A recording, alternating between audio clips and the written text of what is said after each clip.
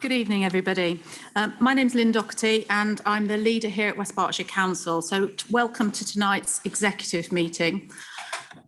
Has somebody got their speakers on? Can I ask all members in the room to mute their laptops because I've got an echo coming in. This meeting is being held in the council chamber and over Zoom. Joining me in person are the members of the executive. So I've got Councillor Steve Arderwater, Dominic Bowick, Ross McKinnon, Richard Sumner, Joe Stewart, Councillor Tom Moreno, who is joining us for the first time. This is Tom's first executive, so welcome, Tom, to the room. And then joining me remotely is Councillor Graham Bridgman, who is attending remotely and may have to leave early for a parish meeting this evening. Members of the shadow executive attending in person are Councillors Lee Dillon, Adrian Abbs, Alan Macro, Eric Pattenden and Tony Vickers. And Carolyn Culver, leader of the Minority Green Party, is also in attendance. Other members of the council are also in attendance in either the virtual waiting room or remotely and can ask questions on any items included on the agenda. Members who are not on the executive are not able to vote on any of the agenda items. Please note that the voting to take place at this meeting will be done by show of hands. The officers in attendance include our Chief Executive, Nigel Lynn, and our Executive Directors, Joseph Holmes, Susan Halliwell, and Andy Sharp. Shiraz Sheikh will be the legal advisor to this meeting, and I am assisted by Sadie Owen, the clerk of the meeting, and Thomas Dunn, who is acting as the Zoom host. Ladies and gentlemen, before I proceed to item 1 on the agenda, I just wanted to make a couple of opening remarks. I just wanted to pass on our congratulations to Her Majesty the Queen on her Platinum Jubilee. And we saw some wonderful celebrations over the course of the weekend. I'd like to take a moment just to thank all of those involved in organising those events across the district. I've heard of burlesque dancing in Mortimer. I was at the only other castle in Berkshire, Donington Castle, for the beacon lighting. I know Streetly were looking at the longest street party, and I've heard of many, many happy occasions. So I'd just like to thank all of the volunteers and communities that put that occasion on. And I'd like to take a moment to thank the teams here at West Berkshire that made that possible. We've had some really positive feedback about how our highways teams help with street closures, how our waste teams have helped with the clear up, transport where we saw free buses across the district. I saw Shaw House lighted up red, white and blue, our museums, our libraries. So many people have been joining forces to make this a wonderful weekend of celebration. So I just thought it was ideal a moment to take a moment and reflect on that. I'm going to move on. Before I do so, and I'm going to hand over to Councillor Dominic Bowick in one moment, I just want to say those observant may notice my background today. It is Carers Week, and another thank you on behalf of everybody for all that our carers do across the district. We appreciate everything that's done, and I know Councillor Joe Stewart was really keen that we promoted that work and supported the initiatives that are going on across the district this week. I am now going to hand over to Councillor Dominic Bowick, who is just going to make a short statement regarding children's services here in West Berkshire. Thank you, Leader. I'm sure members and members of the public, indeed, will have heard about the announcement, the news story this morning on Calcott Services, a business that provides care homes for children. We're aware at West Berkshire Council of allegations reported by the media in relation to standards of care and treatment of children and young people by Calcott Services for Children. Calcott Services for Children is a big provider in the region, running services including children's homes, semi-independent living for 16 to 25-year-olds, as well as schools. West Berkshire Council has a small number of children and young people placed with Calcott Services for Children. As a local authority, we take very seriously our responsibilities towards the vulnerable children and young people in the district.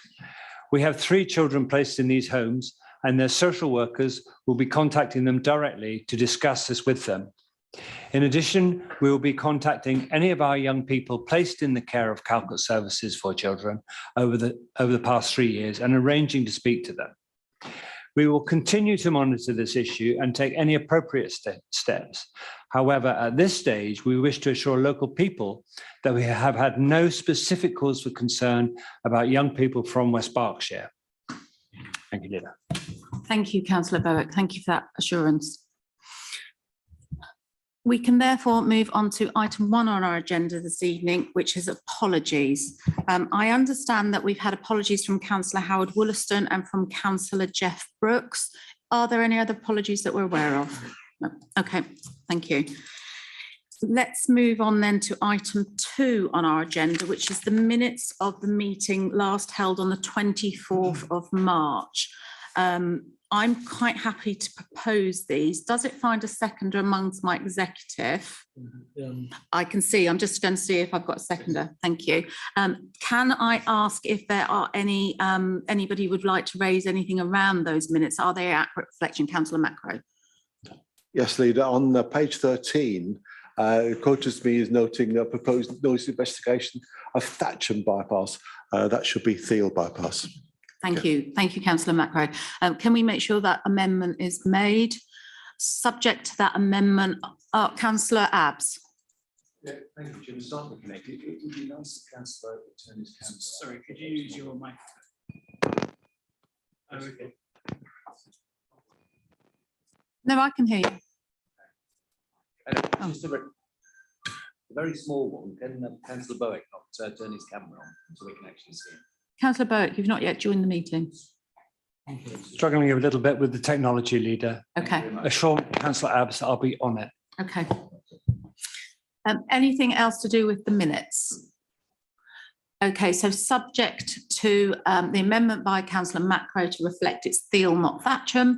I'm happy to propose. Councillor McKinnon is happy to second. Members of the executive, can I see a show of physical hands if you are happy for me to take these minutes? Thank you, everybody. I will approve the minutes and sign after the meeting. Can we move to item 3 on our agenda then, which is declarations of interest? Does anyone have any particular declarations of interest for this meeting? I can see you're already there, Councillor Dillon. Yeah, thank you. Apologies, I'm not on camera either. I'm having technical issues logging in. In regards to the Homes First, or First Homes policy, that has a financial impact on housing associations potentially, and obviously I work for one. Okay, thank you. That's duly noted, Councillor Dillon. Can we therefore move on to item 4 on this evening's agenda, which is our public questions? Firstly, I would like to thank all the members of the public that have submitted questions for this evening's meeting and welcome those of you who are able to be in attendance to hear the answer to your question and ask a supplementary question if you have one. For those public questioners unable to join this meeting, I can confirm that you will receive a written response to your questions within 5 clear working days of the meeting. In the absence of the portfolio holder of Housing, Leisure and Culture, written responses will be provided to public questions A, E, F, G and K, again within 5 working days. Your questions will appear on screen and will be answered by the relevant portfolio holder.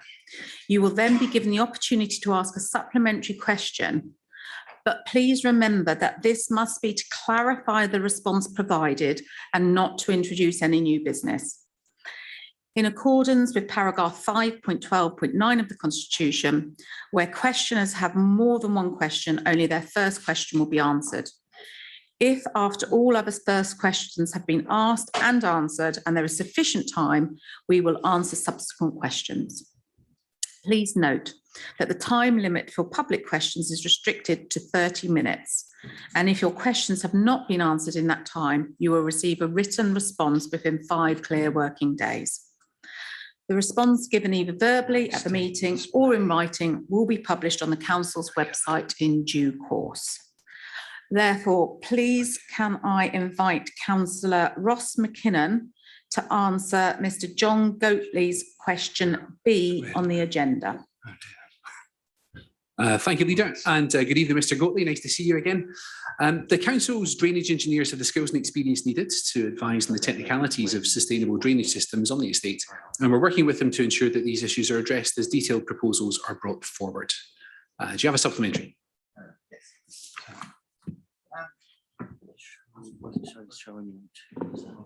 Sorry.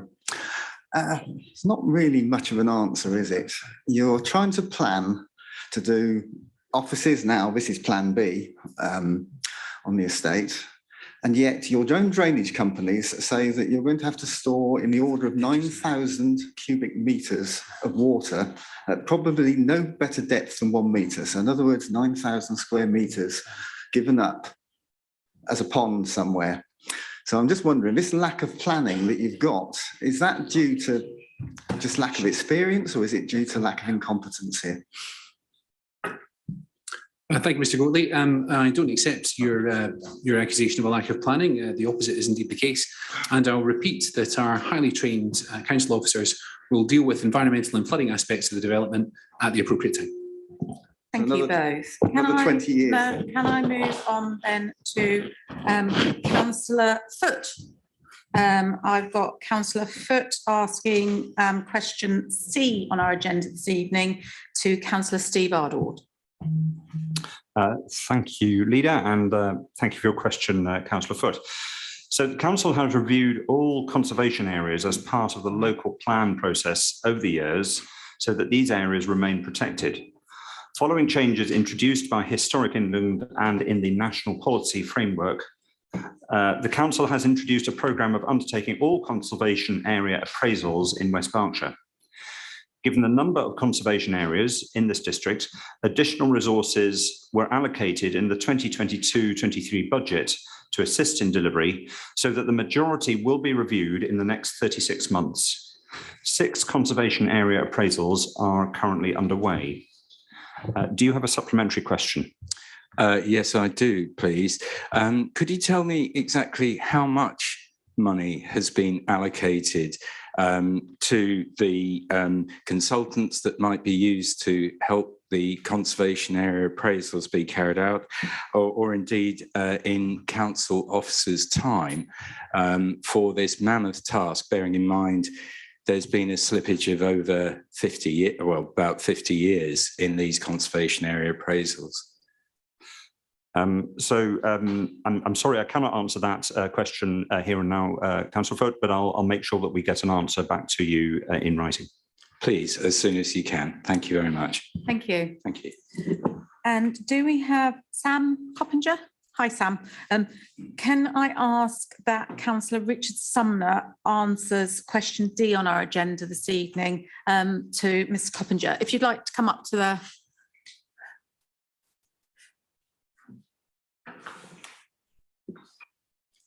Thank you, Leader, and thank you, Mrs. Coppinger, for moving the microphone because you're stood to my left and not to my right. The council has recently developed a local area energy plan, which included looking at the capacity of the electricity network. It's recognised that there are areas in the west of Berkshire where the demand headroom at substations is low. It is these areas where we need to work with SSE to address capacity issues so that there is increased reliability of supply. This is included in the action plan coming out of the local area energy plan. Any proposals that are likely to have a significant impact on electricity demand will need to be carefully considered by this council and by SSE. Okay. How long do you think that's going to take? I'd just like to say, I'm not sure whether you visited Membry at all, but if you were to take a bit of a drive-by, there is some of the electrical infrastructure looks like a third world country. Some of the poles have got ivy growing all over them. Okay. That every time. Ms. Coppinger, is your supplementary, how long is this going to take? Well, just to say, how long will that take? Because actually there's an issue right now. Okay, I don't have dates in front of me now.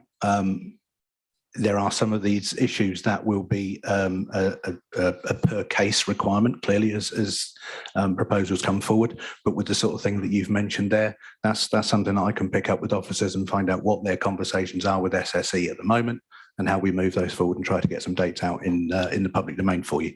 Okay, thank you both. Let me know. Yeah. Can I therefore ask Mr. Wallace if you'd like to come up, and can I ask Councillor Dominic Bowick to answer question H on our agenda this evening? Yes, can I say Thank you, Leader. that I'm asking this question as submitted on behalf of Newbury Constituency Labour Party and not as set out in the agenda.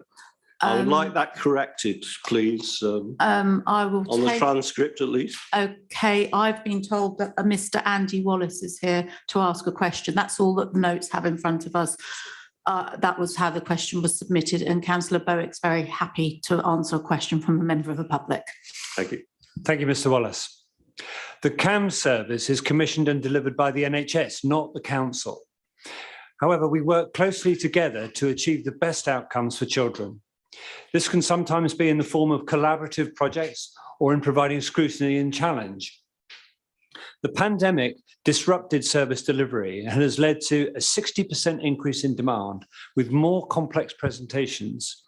The government has responded to this by increasing investment in CAMS, with new money going into the core CAMS teams, including specialist community teams. In Berkshire West, programmes are being developed to reduce waiting lists and times, as well as recruiting new staff. However, there are significant national workforce challenges in the CAMS sector, and waiting lists will remain high until those roles are filled.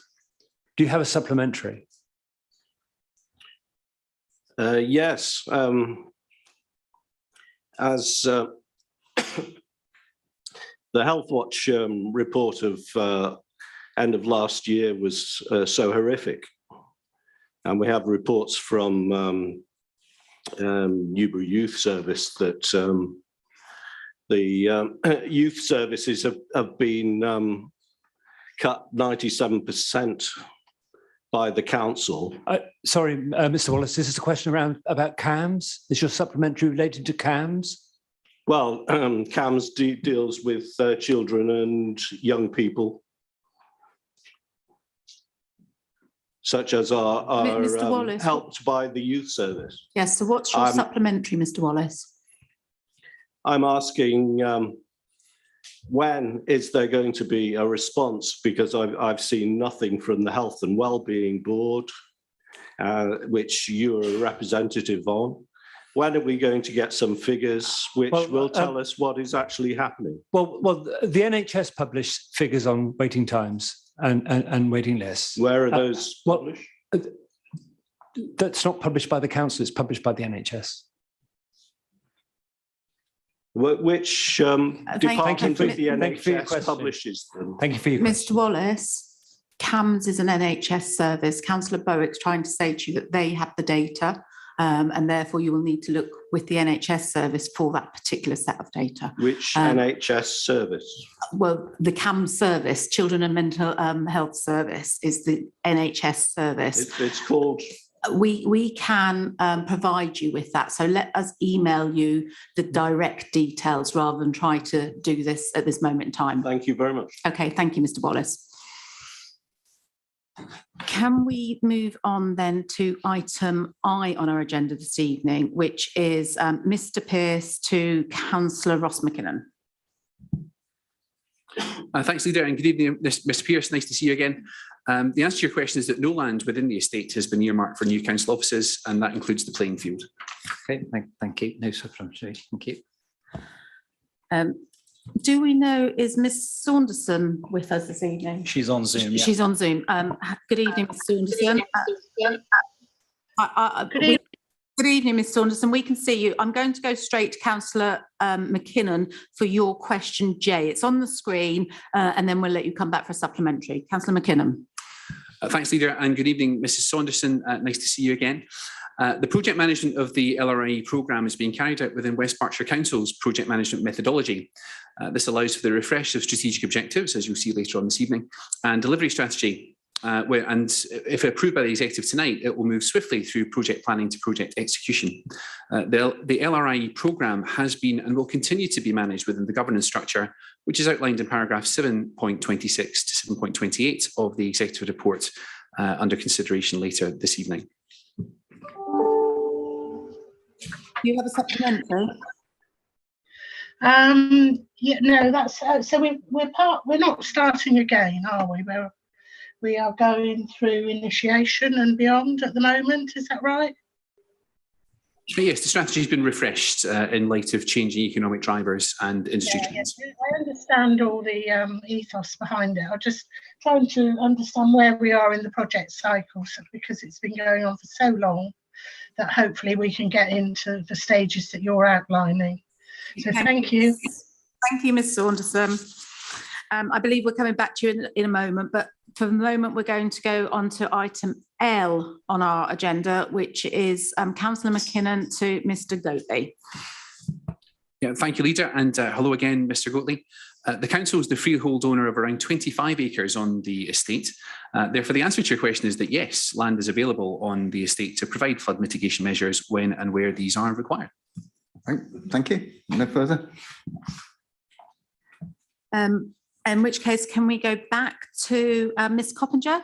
And we've got item M on our agenda this evening, which is to Councillor Tom Moreno. Thank you, Leader, and thank you, Mrs. Coppinger. The Council has an emergency response framework and a suite of other response and recovery plans to cover any type of emergency across the district. In addition, the Council also has some specific response plans for specific sites and risks. And it should also be noted that the Council's emergency planning unit also works with other emergency responders, including the emergency services, in order to identify risk, develop plans as necessary, and undertake training and testing on these plans. Do you have a supplementary? I do. I spoke to Royal Berkshire Fire and Rescue. They didn't know of any emergency plans, anything at all specific to Membry. And I would just like to ask whether the council would do a risk assessment for a major incident involving an aircraft and put that in the public domain, please. Okay, well, as far as I'm aware at the moment, there aren't any premises on the site that are known to the council to require a site-specific plan as required under legislation. I'm not talking really about a sort of a site-specific. I think the issue with Membry is the cumulative development, and it's the fact that actually it's quite small, but it's got a lot of hazardous activities going on, right one on top of the other. For example, we've got timber stacked over 4.2 metres high, butting right up against the boundary of the next site, which is a fuel depot. Okay, Ms. Coppinger, so you have concerns that you'd like a consideration of a hugely, risk. But I'd like a risk assessment, particularly in light of the fact that we've got light aircraft. I understand. I am aware of some of the risks you've just mentioned there. And in terms of a risk assessment, I'm more than happy to consult with officers and revert to you on that. So we'll come back to you on that point. Thank you. Thank you. Now we go back to Ms. Saunderson on the phone or on Zoom, sorry, and we have item N on the agenda this evening, which is to Councillor McKinnon. Thanks, Leader, and hello again, Mr. Saunderson. I'm not entirely clear what the basis is for the statement that 1.4 hectares of public accessible space in Clayhill Ward will be lost. The report under consideration later this evening recognises the importance of green infrastructure, biodiversity net gain and sustainable drainage as part of placemaking, and this could include publicly accessible space. Do you have a supplementary? Well, the 1.4 hectares I'm referring to is the area at the bottom of Faraday Road. And I understand there might be some fiddling around on that. So I'm quite conscious that Clayhill Ward is very short of public open space overall. It's a dense ward, and I'm really conscious that we can't really afford to lose any. So as long as that is taken into consideration in the redevelopment of the London Road Industrial Estate, I'll be happy.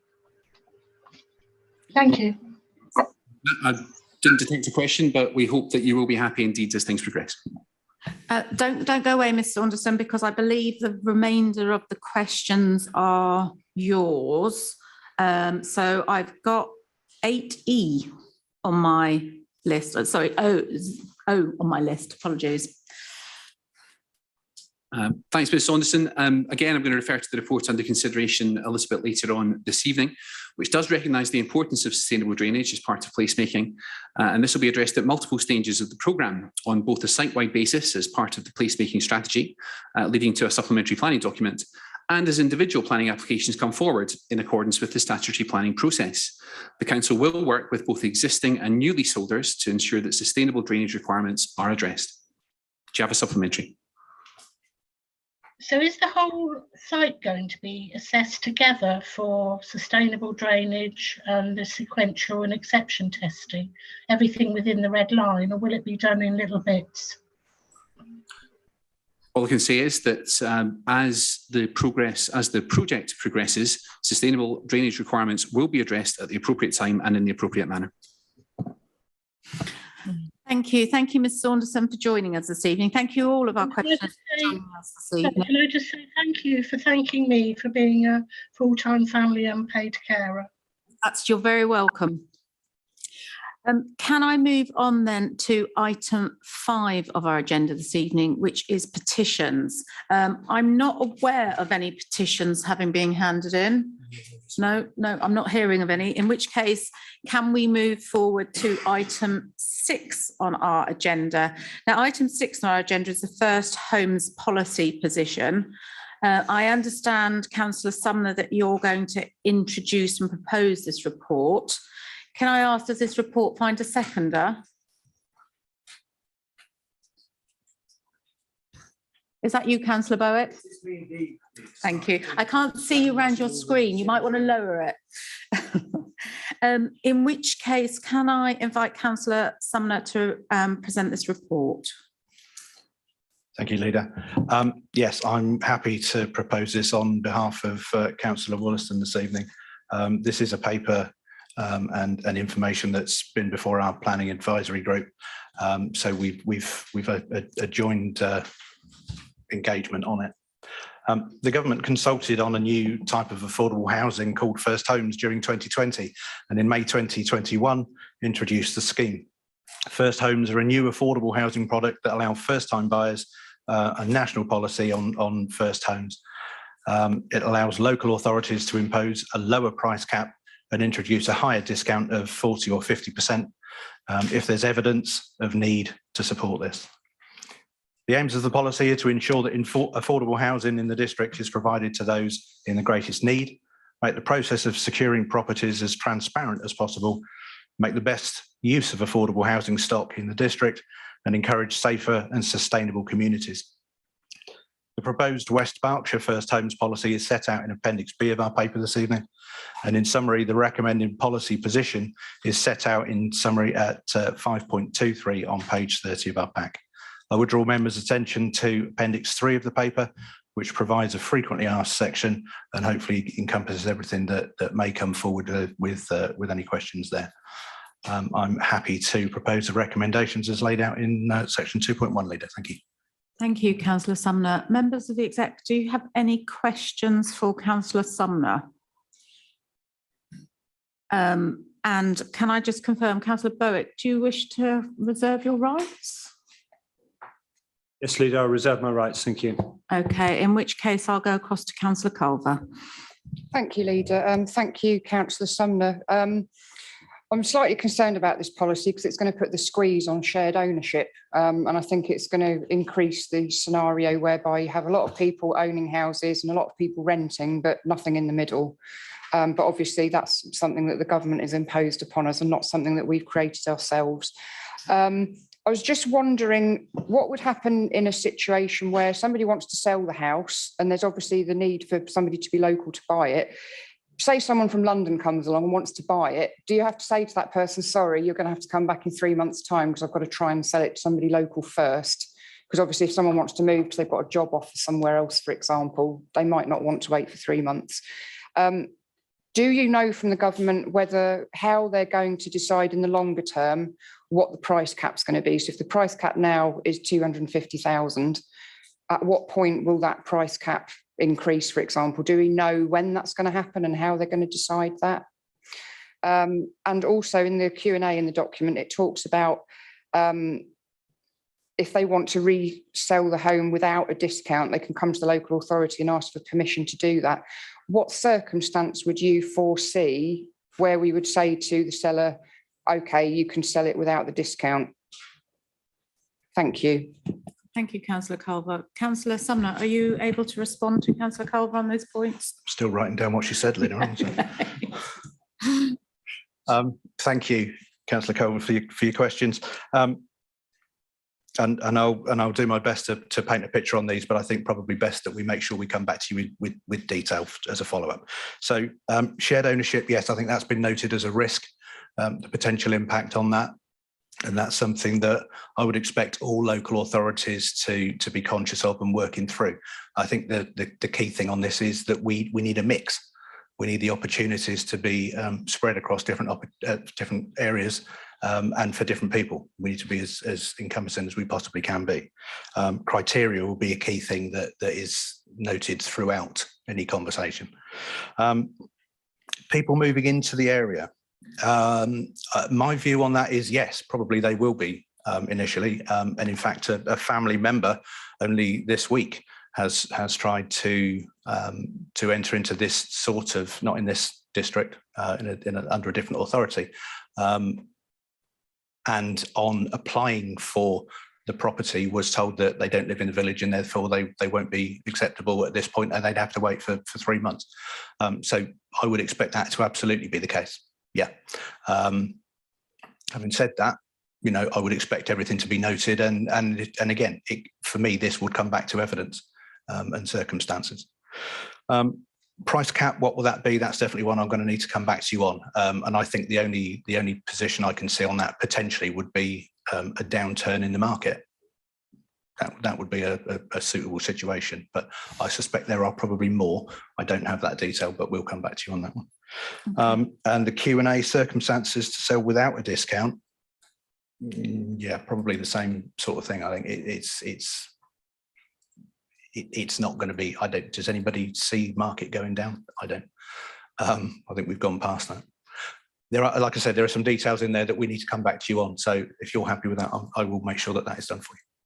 Thank you. Thank you both. Councillor Vickers. Thank you, Leader. Yes, but we all know this is something that's been imposed of us, so we have no choice in adopting it. And I haven't looked at any great detail of the policy because I think there's so many unknowns in it because it hasn't been piloted. You don't know how a housing policy is going to work out until you try it. I do think the government should pilot these things, 6 or 7 pilots across the country in areas with a different type of housing market should have been done before they impose these ideas as though one size fits all. So I look forward to seeing how it does work out. I looked at the series of tick boxes that we have to do, and that's fine. Risks and equalities impact and all that sort of thing. The conclusion I reached is that this is not going to help those most in need of affordable housing.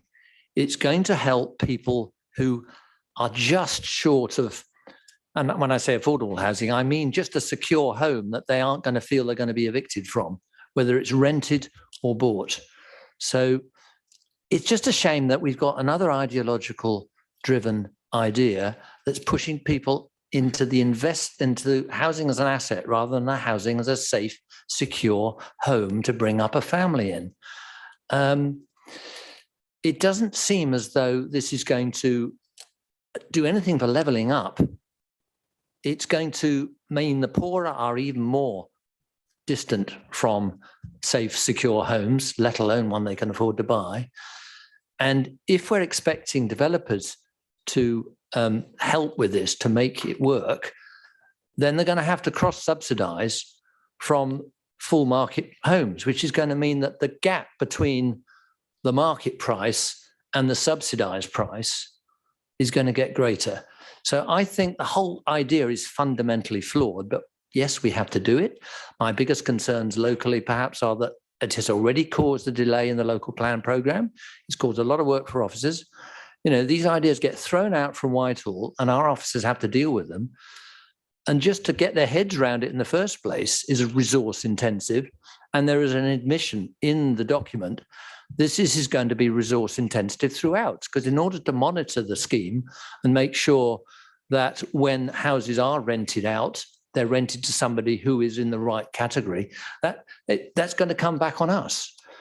I would like specifically to know whether this will apply to Sandalford, where I believe there is some exemption for developments that have already had a considerable amount of pre-application discussion with the developers, so that it's not going to cause delays and changes to the housing mix there. And, you know, even North East Thatcham or whatever happens in the current local plan, some of these developers we've had pre-application consultations with, I expect, already. I'd like to know whether it's going to impact on them as well. And we've already had from Councillor Culver the question I was going to ask about the AONB and the rural sites. So that's enough for now, but I'm not hopeful. The risks seem to outweigh the benefits. Thank you, Councillor Vickers. Councillor Sumner. Yeah, I don't think there's a lot I can come back on in detail in that. And in all honesty, Councillor Vickers, and it's something that I'm sure we'll pick up again throughout our PAG meetings. Yes, and thank you for recognising the amount of work that will be required from officers. I think that is an absolute given, and that will provide its own test as we go forward, and we should never forget that. Conversations with prospective developers for Sandalford, those conversations are taking place generally. That this would be part of that, I would expect to be part of the course anyway.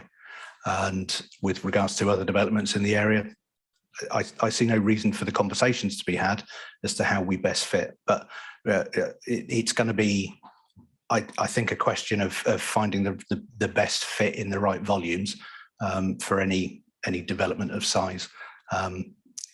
As part of PAG, you will be kept in the loop of those conversations, and I'm sure we can share further information as that progresses.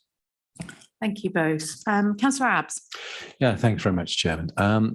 First of all, I was looking at the numbers, and I thought I'd do a quick search using Rightmove to see just how many houses would fit this criteria in Newbury and Thatcham. And I come up with a massive number of 27. So we can support 27 first-time buyers, whoopee. So from that perspective, that goes on to me, well, that's assumed, therefore, that the council will have a plan for the 40 or 50% discount, because without it, 27 is not covering anything worth worrying about. And then, of course, I look at the other criteria for West Berkshire, where the average salary is 39k. Women, it's 8k less than that. So that's, it's nice to see a maximum income of 80k, but they'll be struggling to get to the 250k mortgage with those kind of salaries anyway, which I know is a problem for most first-time buyers. First homes is a very odd way of describing this policy, which, as you can see, it's not hard to pick some holes in it. So as I think my colleague just mentioned, a few trials here and there might have helped to start with to find out what a better set of criteria would it be. But and then, of course, we have the problem of mobility. So there's plenty of academic studies out there that basically have looked at the stamp duty and seen the stamp duty as an anchor for people. And then we have the changing market as we go forward, where people and the jobs will change. The jobs people do will change, sorry. And therefore, anchoring them down in the way that we're currently doing with the type of assistance we're offering basically means that we won't have the mobile workforce that we're going to need for the type of jobs that will be in the future. So all in all, I'd be curious as to your own opinion on some of the stuff I've said, especially the bit about what kind of numbers are we going to put aside to help at the 40, 50% level? Thank you, Councillor Abbs. I don't have any numbers in front of me that will be able to provide an answer for that, I'm afraid. And I look at that again as being potentially new developments that are going on across the district, supporting the numbers that you've managed to identify from obviously existing properties. Councillor Didden has obviously sat out of this conversation because he's aware of the joint ventures that go on with his organisation and the authority, and there's no reason I suspect that those conversations again wouldn't encompass this sort of situation. I can't answer the detail on the majority of points that you put forward there, I'm afraid. So that is something that we'll need to look at the detail for you and come back. Thank you. Chairman, would you bear with me? I missed a point I wanted to make. Is it If it's a possible? quick question. It's a pretty one. It's straightforward. I wonder if you've consulted with the major stock holding social landlords to assess the impact over the next 5 to 10 years. You know, what impact on social mobility you think there might be? Can't answer that question at all. So again, we'll come back to you on that. Right. Thanks. Thank you, Councillor Sumner. You're doing a grand job standing in for Councillor Wollaston. He owes me, Leader. He does. Councillor Macro. Thank you, Leader. Yes, I noticed that you say in the report that the policy will be reviewed every 5 years. Given the volatility of house prices at the current time, plus the rate of inflation, I think the policy will need to be reviewed far more frequently than that, probably annually. So I'd ask you to please look at that before this policy is adopted. Second, I'm not sure, I didn't quite catch all of what Councillor Abbs said, but I noticed in the risk management section of the report, it says that there's a risk that this proposal or this policy rather could deter registered providers from providing social rent and shared ownership as part of open market housing developments, and this could actually risk not only the number of first homes, shared ownership and affordable homes that are provided, but also the number of open market homes that are provided in the district. So I wondered what conversations we've had with our registered providers to see what effect this might have. I think that's Venn diagram from the previous questions, Councillor Macro, if I'm honest. I'm going to offer the same solution on that. I think with regards to the policy review cycle, 5 years has been outlined. With any new policy, it would make absolute sense to keep a close watch on it, and I think that will need to be the case. We'll be looking at, I suspect, reporting in a 12-month period anyway to make sure that it's doing and providing what it needs to. But with regards to the other matters, we can come back on those. Thank you both. Thank you. Councillor Bowick, would you like to come in now? Thank you, Leader.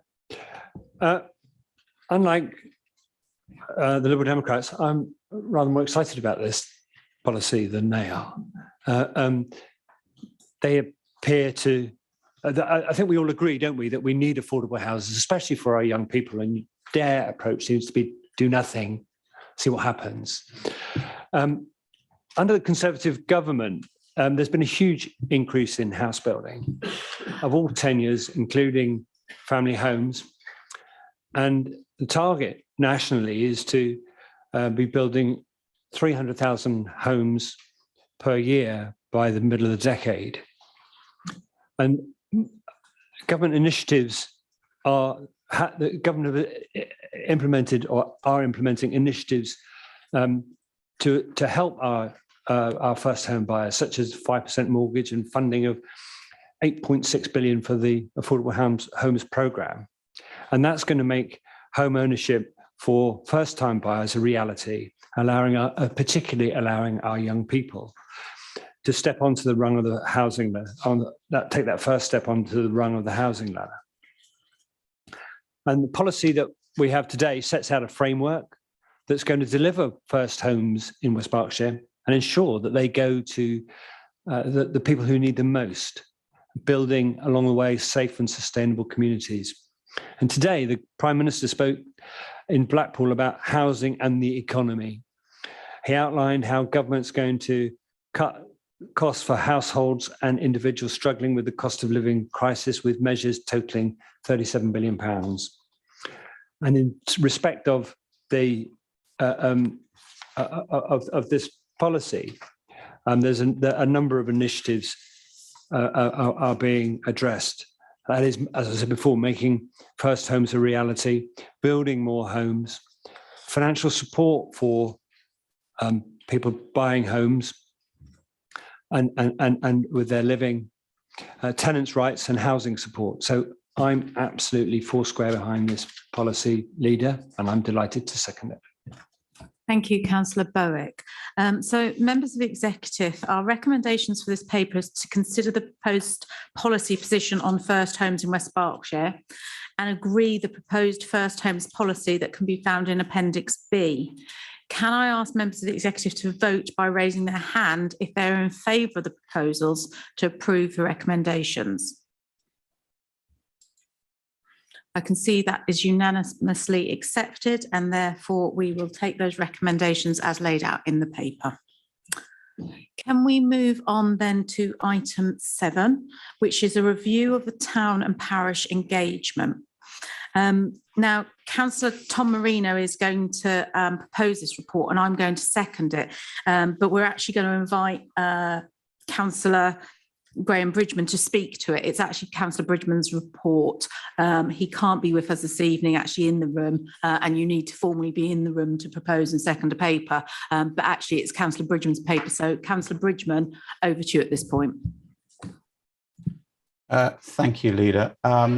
Members, one very slight amendment to the papers before you.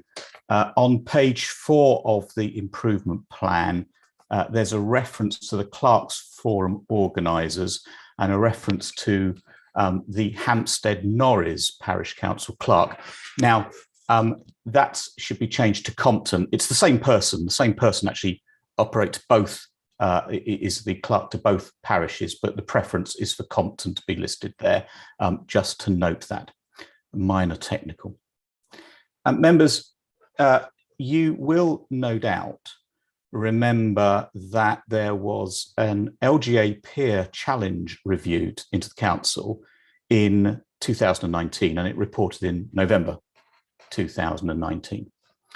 And one of the things that that report referred to was an encouragement to what they described as increased nurturing of the relationship with the local voluntary and community sector and town and parish councils. The strength, although they did go on to say the strength of what they already offer and achieve is impressive. Now, the reference to towns and parishes in that peer challenge wasn't one of the 11 main recommendations that we took forward. And indeed, you'll all appreciate that the pandemic has somewhat got in the way of everything. But we now move a little further forward with parish and town council engagement. Not obviously to say that there isn't engagement going on as we speak, and hasn't been engagement going on for ever since the council was created, but this is a development. What COVID did do, though, and I think, is shine a light on the huge role that towns and parish councils and voluntary groups play in the life of our communities. So from here on in, with all due apologies to the town councils, I'm going to refer to all of these bodies as parishes. After all, towns are technically parish councils under a different name. The results you'll see in the paper and reflected in the improvement plan are the result of engagement with the parishes. And you'll see from the paper that 75% of all of the parishes in the district engaged with the review. And clearly, I thank them, in particular the clerks to those councils, for engaging in the process. Relationships are good, but we can always improve on the service and relationships. The improvement plan is detailed and I think self-explanatory. I'm not going to go through it line by line. As you can see, there are 26 separate strands and a number of emerging themes. What I would just pull out, just to mention myself, are 2 particular things. First, I think the District Parish Conference is a great opportunity to draw out and develop a number of the themes we're looking at here. And second, I'm recognizing some similarity in what the parishes are looking for and what the voluntary and community sector is looking for. In particular, for example, some specifics: safeguarding, funding, those sort of risk assessments. All those themes really cross the whole of the, if we look at parish councils as voluntary, and indeed they are in that sense, across the voluntary sector. The other thing I want to emphasise is the role of the ward member as a conduit between their parishes and the council, in particular, the officers of the council. I mean, I certainly get involved, as I'm sure everybody in the room does, in communications between the parishes in my ward and officers. And again, I think that the district parish conference will be offering a great opportunity for discussion and network. Leader, I think that's all I want to say as an introduction. And obviously, once it's been formally moved and seconded, I'm very happy to respond to any questions either the executive or others have. Thank you, Councillor Bridgman. Councillor Moreno, are you happy to formally move the report? Yeah, very happy to move it, Leader. Okay, and I'm very happy to second it, and I will reserve my rights. Members of the executive, do you have any specific questions for Councillor Bridgman on this report? No, in which case I can see Councillor Dillon. You have your hand up. Yeah, thank you, Leader. And thank you, Councillor Bridgman, for the introduction to the report. I don't think there's anything in the report that is new. I think that if you'd asked parish councils 5-10 years ago, there'd be similar strategic issues and similar local issues where they talk about speeding or litter, etc. And I think that shows that we do need to be more responsive to our parish's needs. I declare a non-pecuniary interest. I am a town councillor myself at Thatcham Town Council. And actually, that's where I can bring some maybe direct experience into the chamber. In the action plan, there's a whole section around working together on planning. ICENI were commissioned to carry out a consultation study, and I believe in the terms of reference which were required under a Freedom of Information request, the remit from West Berkshire Council said of Thatcham Town Council that it will be challenging to work with because it doesn't support the development of Thatcham North East. That's actually not true. The Town Council haven't given a verdict on Thatcham North East. The officers or the administration have determined that the council seem to be against it, when actually it's a question of development and infrastructure needs.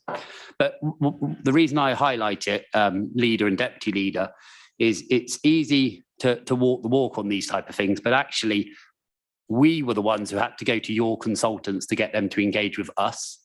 We also wrote to your planning portfolio holder, a 2,500 home development, the biggest probably in West Berkshire's history as a one-off development.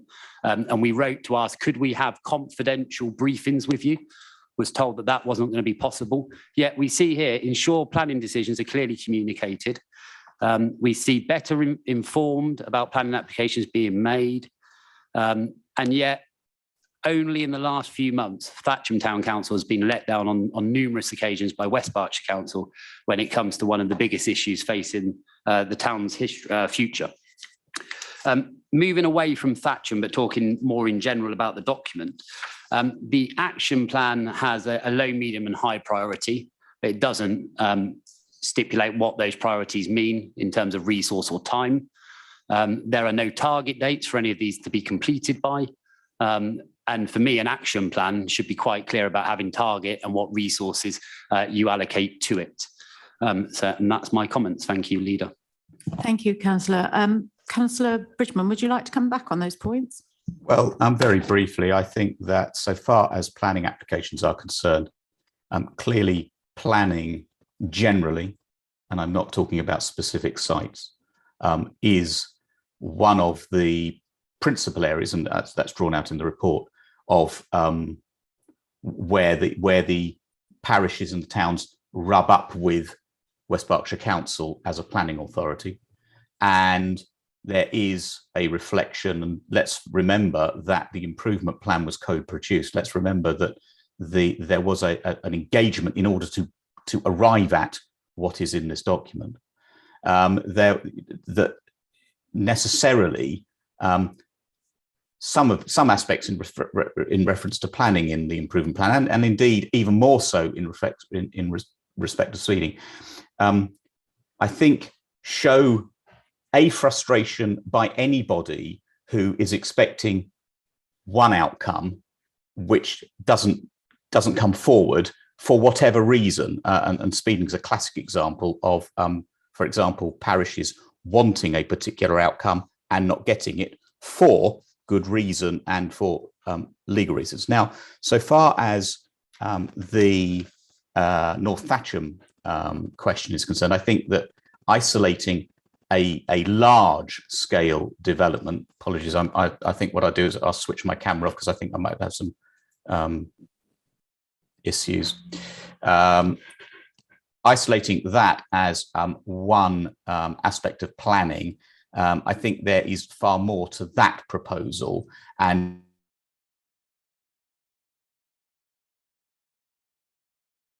it looks like we may have a technical difficulty there for Councillor Bridgman. I think what we will do is move on and wait for him to come back, because I'm sure he's about to dial in. So I know that Councillor Culver, you've got questions, and Councillor Vickers, you've got questions. I'm going to pause this report and come back to it. So I will come back to Councillor Vickers and Councillor Culver if we get Councillor Bridgman back, okay?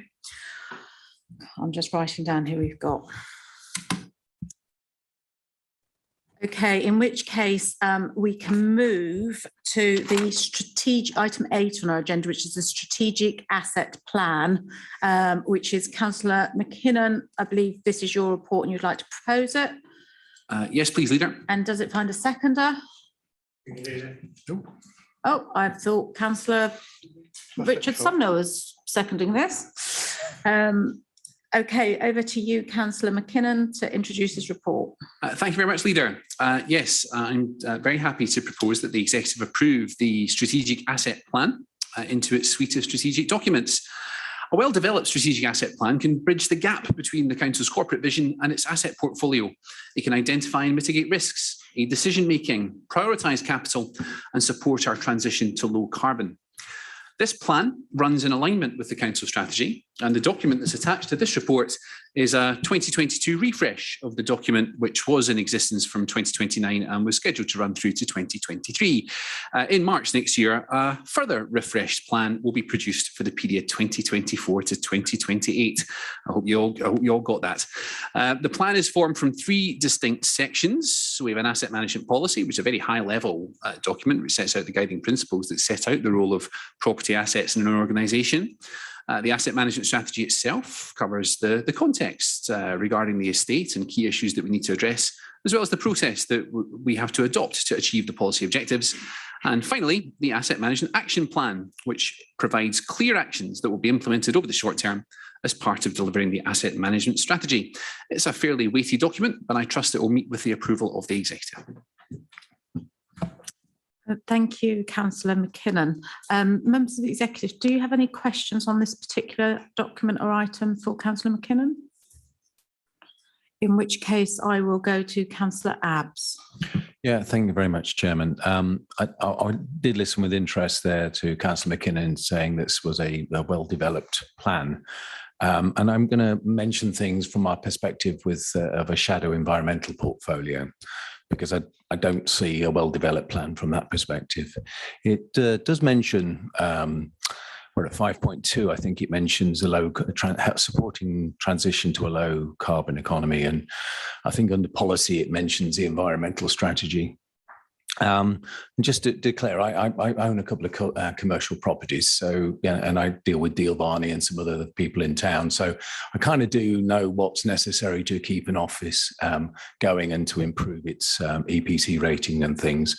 And that's where I have a problem with this strategic asset plan. We have all these assets. We've given a nod to our environmental strategy, but we've done nothing. There's nothing in the environmental strategy that talks about improving insulation or EPC rating and things of that nature. And there's some of the key things you need to do if you want to keep your strategic assets, especially if they're offices, fit for purpose. Now, you might be lucky enough to have them just built or be brand new, and therefore they'll be fairly high. But when you start looking at your older assets, they need to be worked, and they need to be worked hard, if only because legislation is coming forward that will force us into higher EPC ratings. So with a very sad nod to this, it's great to see that we are thinking about our assets, but from an environmental perspective, I do not see, after what, 3 years is it now, of declaring a climate emergency, that we're really ingraining ourselves in that we must do everything we can at every opportunity to get that end goal achieved. Thank you. Councillor McKinnon? Thanks, Leader. Yeah, disappointed to hear those comments. There's not much really I can say other than that I don't agree with them. And I think the plan does do much more than deliver a nod to the environmental strategy. So I guess we'll have to agree to disagree. Okay, thank you. Councillor Culver? Thank you, Leader. Thank you, Councillor McKinnon. It mentions about £286,000 capital funding via a land release fund. Do you know what site that relates to exactly? I was also wondering if there's any, it talks about the joint venture scheme in there. Is there any update about the joint venture scheme, timetables, etc.? And I also wondered, third question, whether we've still got the investment in the petrol station, and are we, if we do, are we intending to offload that because it's obviously not compatible with our climate emergency declaration? Thank you. Thanks, Councillor Carver, for those. I can't tell you what site that relates to off the top of my head, but I'll endeavour to get an answer to you as soon as possible after this meeting. And I'm going to have to do the same for the joint venture scheme. On the filling station up in Tipton, that is, of course, part of our commercial property portfolio. We've disagreed in the past about the compatibility with the climate emergency, and we're going to disagree again. Remember, we're the landlord of that site. There's no guarantee that as cars get a bit cleaner and perhaps the demand for fossil fuels falls away, that site will always be a filling station. Might turn into offices, might turn into flats. The analogy that I would use is that we're no more invested in fossil fuels because we own that site than we are invested in baked beans because we own the land on which a Sainsbury's exists. So probably a strong disagreement on that one, but hopefully that answers the question. Thank you both. Councillor Vickers. Thank you, Leader. I think it was about 10 years ago, I chaired one of the subgroups of what would now be called the Overview and Scrutiny Management Commission, which was all to do with resources management. I was then still a paid up member of the RICS, so I guess it was appropriate that I tended to focus on physical assets rather than financial assets. And I was pretty appalled, I have to say, at the time, the fact that we didn't even know what we owned. You know, the assets register was not just not fit for purpose and hadn't been for many years. And people just said, oh, well, since we took over all that county stuff, it was all their fault. They didn't know what they owned. So, I mean, I'd like to know what the state of the asset register is now. I also like to know, is this a strategic assets? Are we talking about just strategic assets, or is it a strategic plan, or is it all three? And, you know, does it look at what we might need to acquire as an asset? For example, a ransom strip, if there was a piece of land that was needed for a public purpose, perhaps not us, perhaps for the NHS. Could we use our powers to CPO such a site as part of an asset management plan? And because we're not just any organisation that looks at its assets, physical assets, and as operational. Well, our operation is, as Councillor Abs has said, and you've rather been dismissive about his comments, we're not just looking at the economic sustainability of this council, we're looking at sustainability in all aspects. And, you know, I've noticed, and people have told me, why does the council, when it stops using so many of its assets, just abandon them and let them run into dereliction? Now, I know the answer is that, you know, as any organisation looking just at its own internal health, it doesn't lose much value to abandon the building itself, because the land value is where the asset value is in financial terms.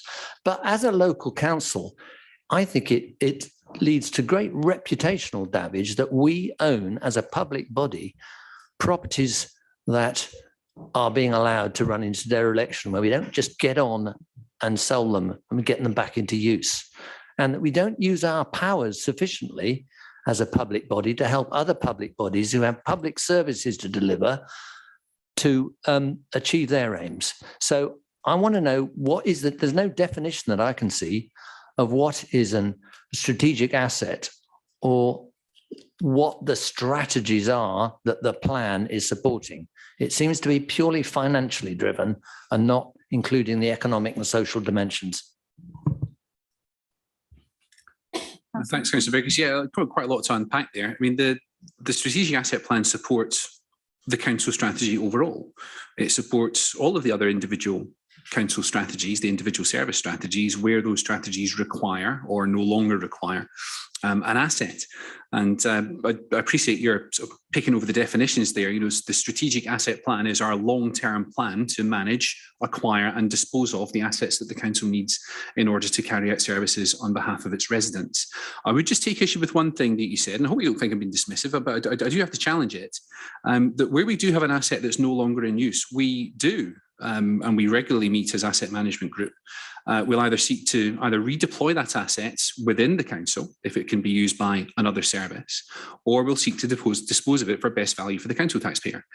We've done that very recently in the case of a property in Bath Road, I think just last year. So I would take exception to that comment. I wouldn't accept it. Thank you both. Councillor Pattenden.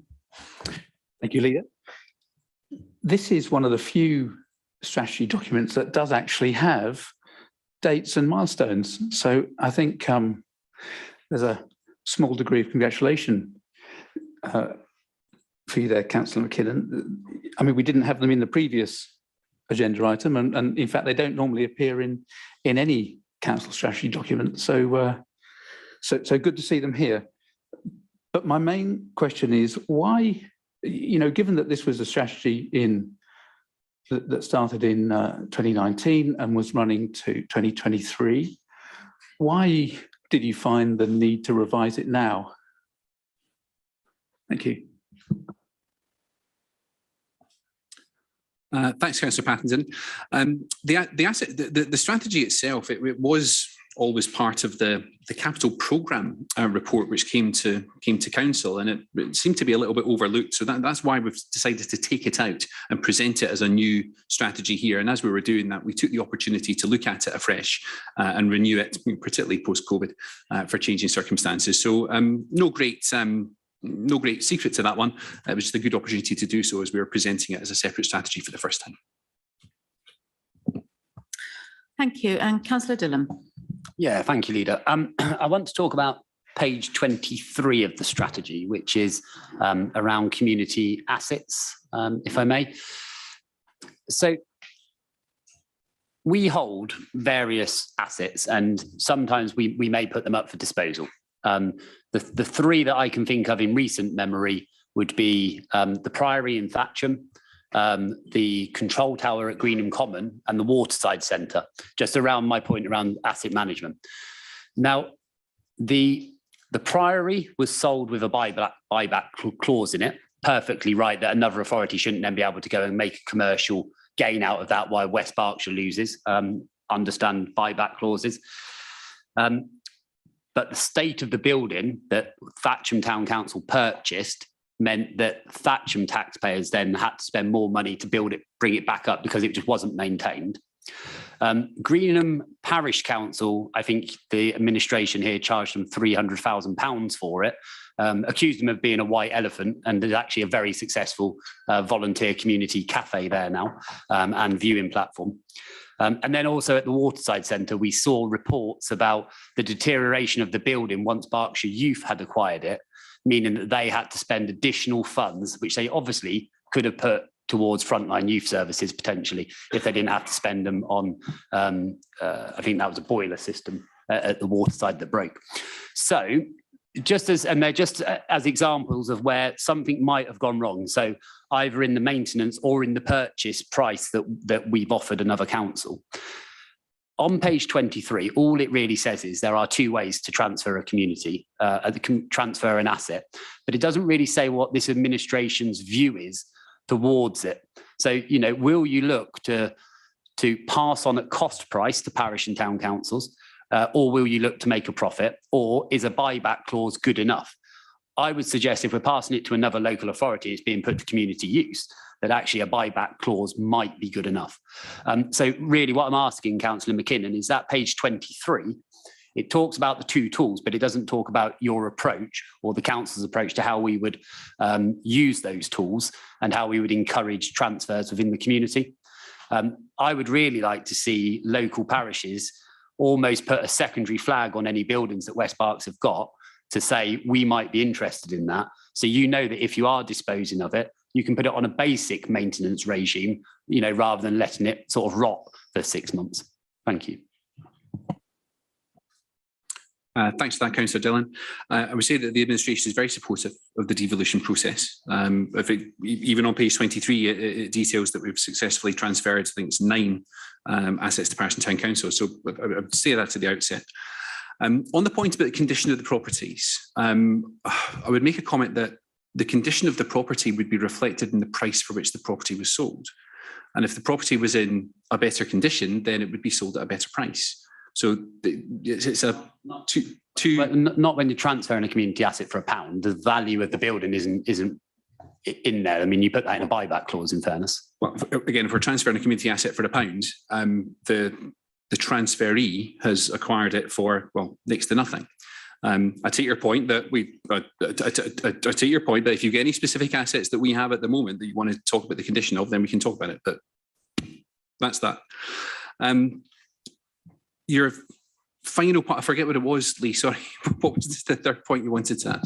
Well, no, it was just that it doesn't talk about the administration's way of asset. It talks about the two tools that communities have got to acquire assets. It talks about how many have been acquired, but it doesn't say, about your strategy of reaching out to communities, about how you would look after an asset if a community was willing to purchase it. If Mortimer Parish Council want to purchase a building, I would hope that you would leave the heating on for 6 months while they could go away and do the work, so that they don't inherit a building that's got rising damp in it or anything like that. That's what I'm on about. It's about how do we maintain our assets for wider community benefit while we're disposing of them.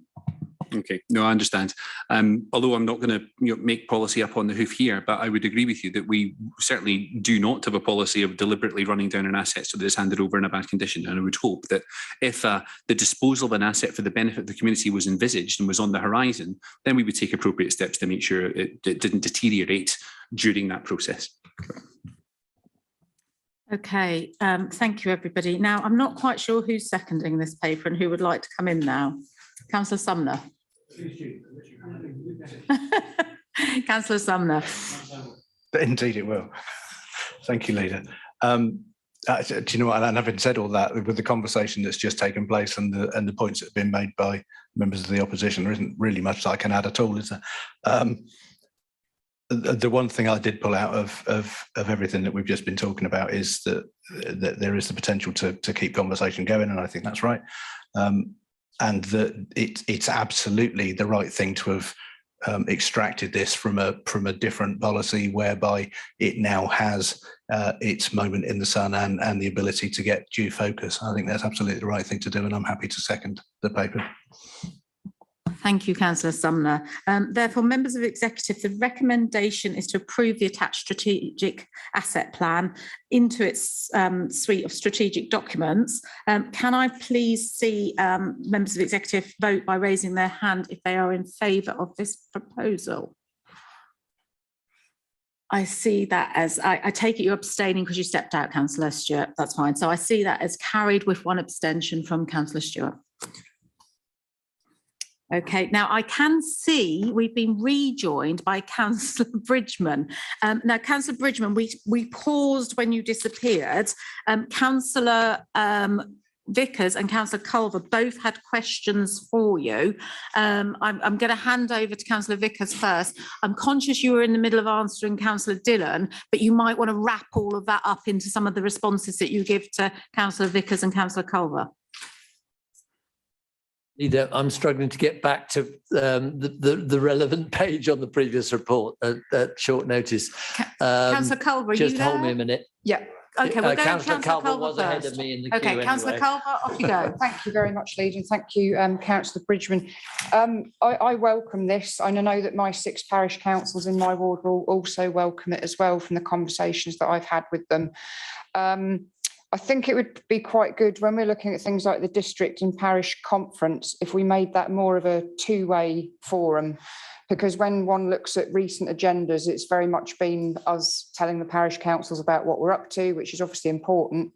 But I think that the forum could also benefit from hearing from parish councils, particularly if they've gone through the process of developing a neighbourhood development plan, or they've done a big piece of work around SID training and speeding, that kind of thing, to share how things have gone.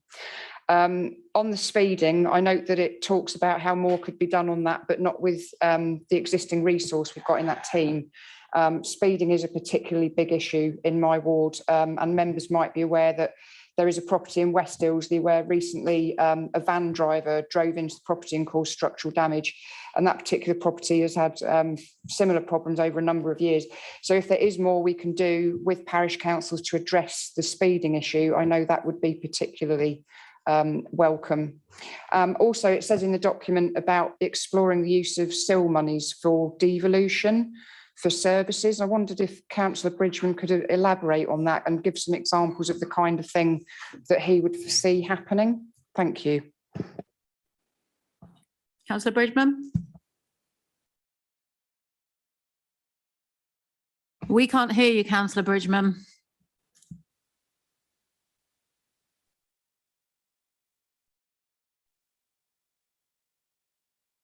This is the joys of technology. Leader, though. I'm going to second this report. Isn't it not necessarily a joy of technology? It's that a portfolio holder's who was due to present the report isn't in the room to present it. He had a clash with a parish council, funnily enough, Councillor Dillon. But another member could then present it, couldn't he? Yeah, it's quite an important item for him. But as someone that was going to second it, I'm quite happy to pick up on a couple of those points. Interestingly enough, the district parish conference, which I attend on a regular basis, as do a number of people around the room, has just gone back to a in-person district parish conference, and we did a hybrid one in this room only a matter of weeks ago, and I actually saw parish councils reporting and responding about how they had what they had done actually on the environment. Councillor Culver, they were here talking about how they were approaching the greener agenda for the environment point of view. And what we do with all the district parish conferences is we ask the parish conference delegates what they would like to discuss. So they run the agenda and we sit down afterwards and go through what they have highlighted. And as far as I've been aware, and I've been to every single district parish conference since I've been a councillor, I think, that has been very much a joint piece of work. And I've seen lots of people. I remember seeing people present on libraries. We had a huge session on speeding, actually. Cheryl Evans was here alongside different residents, parishes that were doing community speed watch. So I'm slightly, I think we can always do more. But for us, I think what Councillor Bridgman was saying earlier, it's really up to some of us as ward members to encourage that engagement from those parish councils into the district parish conference, because we've been looking at some really successful things. I know Nigel and I have been talking about the next one and actually how we make sure it is exactly what parish councils are offering us.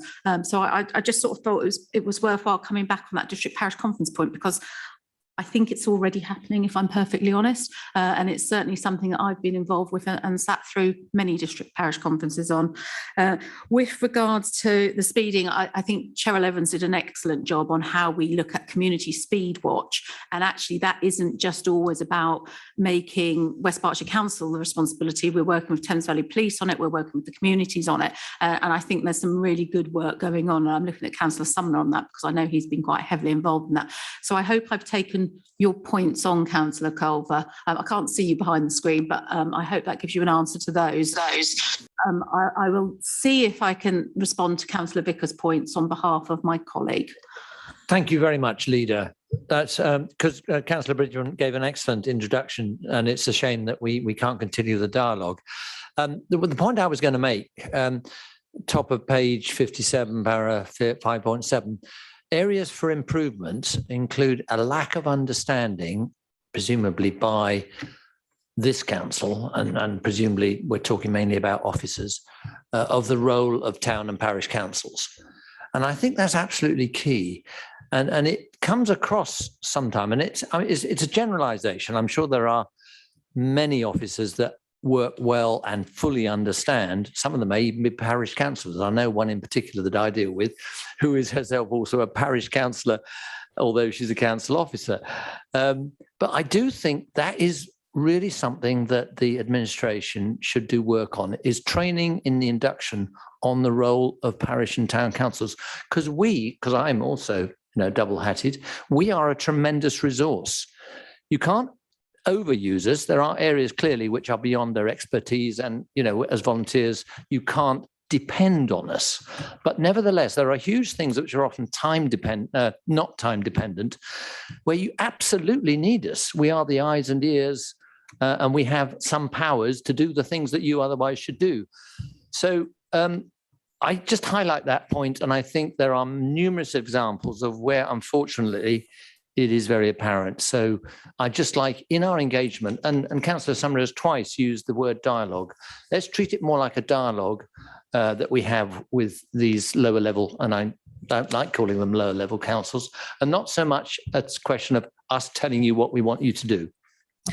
I think I prefer lower tier. And completely take those points on board. I'm going to see Councillor Bridgman now has his hand up, so let's see if he can come back on it, and you won't have to hear from me. Councillor, I do hope you can hear me. I have rebooted my PC twice. I've rebooted my laptop twice. I've had some enjoyment over the last period. And Councillor Dillon, I take on board what you say. I would always wish to be in the chamber with you, but I do have a fairly important meeting of my the parish council of which I am a member, and therefore I apologise for the technology. It has, it really has done me a kipper today. Right, let me seek if I can pick up some of the points that have been made. Councillor Culver, yes, absolutely. I see the district parish conference very much as a two-way conversation. I very much see the opportunity that it presents us to engage with the parishes. And I want to get back to the days when we had a district parish conference, where we had breakouts, where we had stalls for different bits of the council, where council officers were there talking to council leaders and council clerks and council members about what the council actually did. I remember vividly many conversations about SIL going on, and SIL being explained by those who ran the system to parish councillors. So I certainly want to see the district parish conference concept enhanced. And we have had discussions about having a much larger annual conference to bring that all those other organisations into the room as well, other organisations into, so that parishes can network. On speeding, I think that I've responded to all of these. Yes, I understand that. I just wanted to pick up a couple of points very quickly. On speeding, I think there are two aspects. There is a frustration on the part of parishes that they don't get the speed limits they want, but that to some extent is out. It is very much a police matter. On the subject of community speed watch, yes, we want to do everything we can to promote community speed watch and SID machines and other types of speed devices. So, Leader, I don't know if I've picked up what needs to be picked up, but happy to pick up anything else. But I know time marches and you want to move on. Leader, one question was about the devolution and the use of SIL. Oh, yes, indeed. I think I will take that one away because I haven't been able to have the conversation with those who manage the SIL pot. But certainly there were, you'll recall that we have done various schemes in the past where we've used SIL as a means to an end. I mean, obviously we have members' bids and that like, and parish plan bids, but there have been opportunities in the past where we've had some particular devolution thing, which is infrastructure based, and therefore SIL is a legitimate pot of money for it. But those will have to, I'll have to have conversations with officers about that and take that forward. But I take on board what you say, Councillor Culver. Thank you, Councillor Bridgman. Thank you, everybody. I'm seconding this. So the only thing I wanted to add to everything that's been said tonight was to actually thank Sam Shepherd for this piece of work, because I was involved with the initial engagement work that was set up directly with the parish councils. And I think this is really about having that dialogue, as Councillor Vickers and Sumner both like to say. And I think we have to keep those channels open and be responding as things change and as needs change. And so I'm more than happy to second the recommendation, which is that the executive agree the improvement plan for in Appendix A on this paper. So can I see a show of hands from the executive if they're happy to approve the paper? Okay, I see that as carried. Did you abstain? Councillor Stewart abstained. Thank you, Councillor Stewart. Okay, I've just got to think where we are now. We're on item 9. So to get us back on track, we are on item 9 of our agendas this evening, which is the Resident Survey 2021. This is actually my paper, so I'm going to propose it. And does that find a seconder? Happy to second that, Leader. Just before I speak to the paper, I just want to highlight to you all that there is a typo in the actual resident survey that is published as the appendix to this on page 12 of the research report, which is page 152 of the executive pack. The percentage of 16 to 24-year-olds should say 1% and not 7%, and that will be corrected. And actually later in the report, the exact details on page 82 again are the correct ones, or page 222 of your report. That will be revised for the published edition. So I just wanted to highlight there was one typo in that particular report, which is going to be picked up on. I think you'll all know at the latter part of last year, we conducted a representative resident survey to understand more about how residents view the council. This work forms part of the delivery plan for the communication and engagement strategy that I brought through to executive in October 2020. On the whole, the response was positive. When I say that, I mean it was above national averages. For example, you will see there that the overall a high proportion of residents are satisfied with their local area, 89%, and with the way that the council runs things, 64%. Just to put that in context with the LGA's national averages, they were 78 and 56% respectively. However, I believe there is always more that we can and should be doing to meet the needs of our residents. And information from this survey will be used to inform the decisions about the continued delivery plan of the communication engagement strategy. And it will also be used to help shape the council strategy for 2023-2027. There is lots of detail within the report. I don't intend to repeat it all. I hope you've all had the opportunity to read it. I felt it was important to bring this report through to executive because we want to be open and transparent in what the public have shared with us. And I think that this makes interesting reading. It gives us a platform to work on, and a lot of that work has already begun. So that was all I wanted to actually sort of say, because I'm sure you'll all had an opportunity, and you'll have your, I'm sure Councillor Dillon will have a few questions for me on this. So I'm more than happy to throw that open and ask if anyone has any particular questions on this report from the executive. No? Okay, they've all read it thoroughly. I've lost hands, sorry, let me just, sorry, I've just lost my Zoom. Councillor Culver. Thank you, Leader. Just to mention, Councillor Marsh is online and he's got his hand up for this item as well, apparently, just to let you know. Thank you for this. I welcome this piece of work. All I would say is that I think it was a bit of a lost opportunity with regards to the question about carbon neutrality. We asked people whether they were prepared to take any actions themselves, but we didn't ask specific questions about what they had already done to take action. And we didn't propose a list of things that we as a council might be able to help them with in the future, and ask their opinion about whether those were the kinds of things that they would like to do. So I think if we do this exercise again, it would be good to beef that section up a bit on climate. And also it didn't actually mention climate, so it talks about carbon neutrality, but it doesn't actually talk about the climate emergency, which might be a phrase that people are more familiar with. Thank you.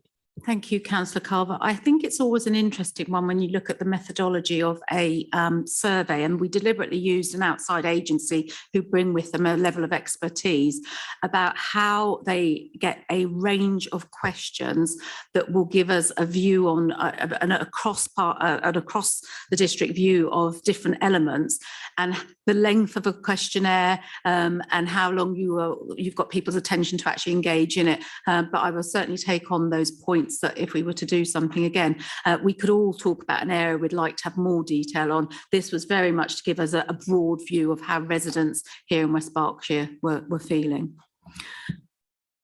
Councillor Pattenden. Thank you, Leader. I wonder why you think that 63% of respondents didn't agree that the council provides good value for money, and that 67% of respondents didn't want to speak positively about the council.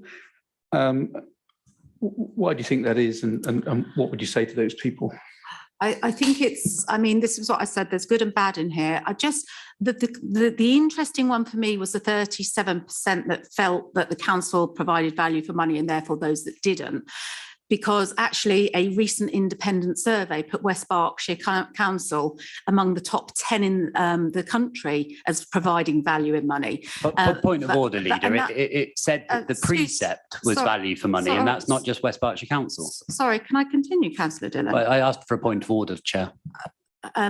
So I do think the perception of value of money is a really interesting one. And when you look at where we spend our money and where the highest percentage of spend goes, and you look at some of the survey results, I think there's an element that a lot of people do not use the necessary services where the highest level of spend is, which is our social care services.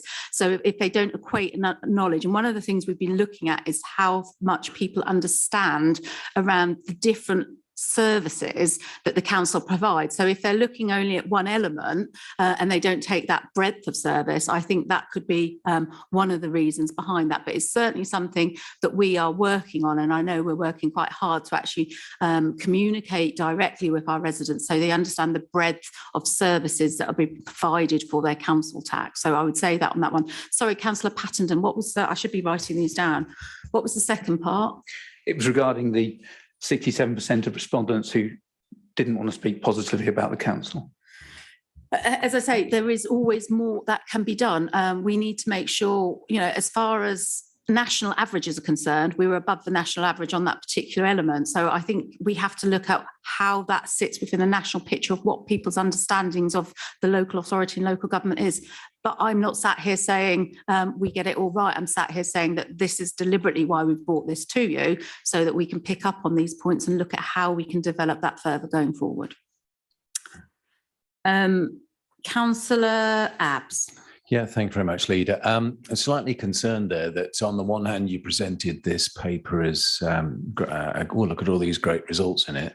But then as soon as you were challenged on a point, you immediately flipped to another report that kind of says this one's rubbish. So I'm confused. Actually, point of order there, Councillor Abbs. I did not say that in any way, shape or form. I said it's an interesting point where one piece of research shows one thing and another says another, and we need to understand. You brought it up to frame an argument. No, I didn't. You weren't making a point. Okay. Sorry. I just thought it was interesting. That's all, Leader. But anyway, the point I was looking at was, and it's a little bit similar to Councillor Pattenden's one, but the one that caught my eye most was that 80% think they can't influence the decisions affecting their locally. 80% of people think that this is we don't communicate. They have no way of interacting with us that's satisfactory. I'm concerned about that. I'm really concerned about that number. Sorry. So are we, which is why we're looking at how we can. Happy to work with you on analysing why that's the case, because that's a terrible situation to be in.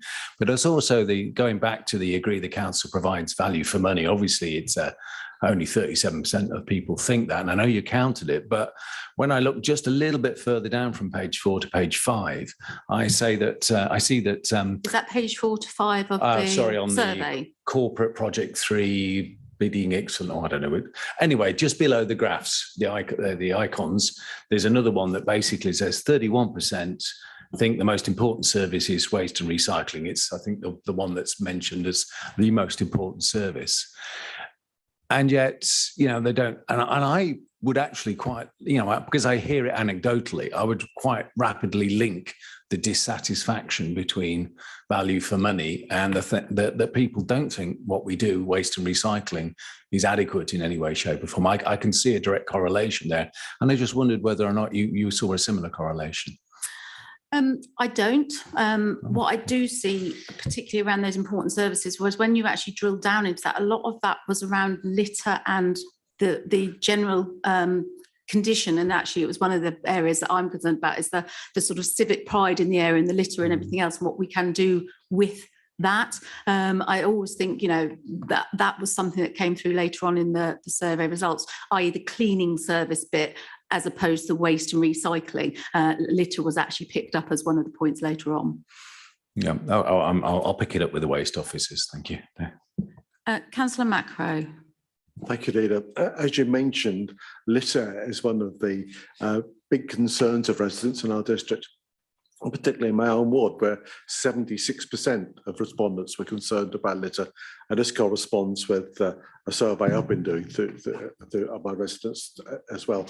And I'm wondering if that might be something to do with the fact that a few years ago, this council changed the street cleansing regime.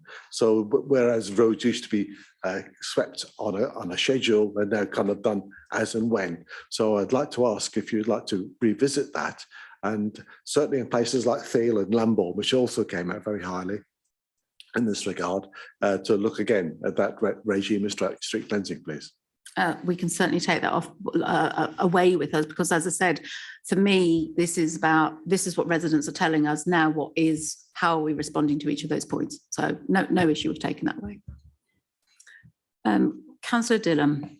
Yeah, thank you, Leader. I interjected earlier on a point of order, so I'll raise it now. In your answers, you said that you wanted the council to be able to explain the range of services that we offer to residents so that they can understand them. But you just claimed that a report said that West Berkshire Council was rated top for value for money, and it wasn't. It was West Berkshire against the precept.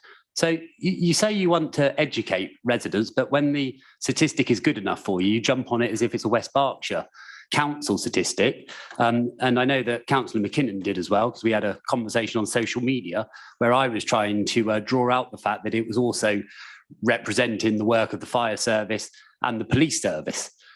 It's for the whole of West Berkshire, not just for this council. No. It's by money.co.uk, and it's not an LGA approved methodology. So you've just spent money on a resident survey. You were told that 37% only find it value for money, and yet you jump to another report to try to defend yourself. Why don't you back the report that you spent the money on and accept that only 37, so not even 4 in 10 residents, think that you provide value for money as this particular council, not this council area. And I think the only promising thing out of this, I was expecting when I saw it was 60%, that you might try and claim the Boris way of counting votes and say that that's enough. But if nearly 4 in 10 people aren't satisfied in West Berkshire, then I wouldn't be happy as the leader. Thank you. Thank you for that telling off, Councillor Dillon. I actually think within that report, and you're right, there was Thames Valley Police in there and everything else, but there was a breakdown that was specific to council tax. And I'm looking at Councillor McKinnon because I'm sure he's got the number off the top of his head, which he hasn't. And I'm not bringing you back in. I'm responding and letting Councillor Dillon come back in, because I'm sure you've got that number off the top of your head, although I'm not turning this into a he said, she said. What I do want to do is say, I've brought this report before everybody. There are positives within this report, which I know the members of the opposition would never want to focus on, and there are negatives within this report. For me, this is now how we respond to this report. And this report, as I've said before, will continue to be part of the delivery plan for the community and engagement strategy that I brought forward to this council, and it will shape the next council strategy as to the areas that we feel are most important. So with that, I think I'm not going to go there, Councillor Dillon, because go on then, you can say your figure, but with that, then I'm going to move to the second. No, it's just coming back on Councillor Dillon's point of order. He may wish to retract his statements that the survey referred to, the money.co.uk survey, only looked at the precept. I'm looking at the survey. And I also said, I'll wasn't just following continue LGA methodology, so I won't be withdrawing the statement, Councillor McKinnon. Well, the statement you said was that it only related and didn't to follow LGA and didn't follow LGA methodology. I don't need an argument about bringing forward a survey to say there's good and bad, and we are going to respond appropriately. So with that, members, I'm going to go to the seconder of this report. On a point of order, Councillor Dillon has misled the chamber, and he continues to mislead the chamber. The survey referred to talks about districts getting the best value for their council tax, and it particularly commends West Berkshire on their road maintenance, their social care, and their waste recycling. Those are not services funded by the precept. Well, the ASC precept, of course, is part of the overall council tax decision, and they are funded by council tax. Councillor Dillon has misled the chamber, and he continues to do so unless he retracts that statement. I think you've contradicted yourself there. Right, I'm sorry. Host, could we please turn off the microphones for everybody else while we go to the seconder? I've said we're moving on.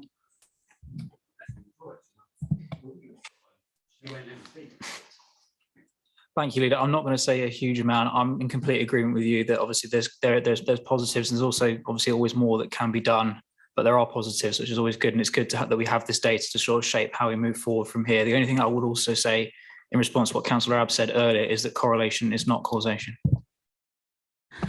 Thank you, Councillor Moreno.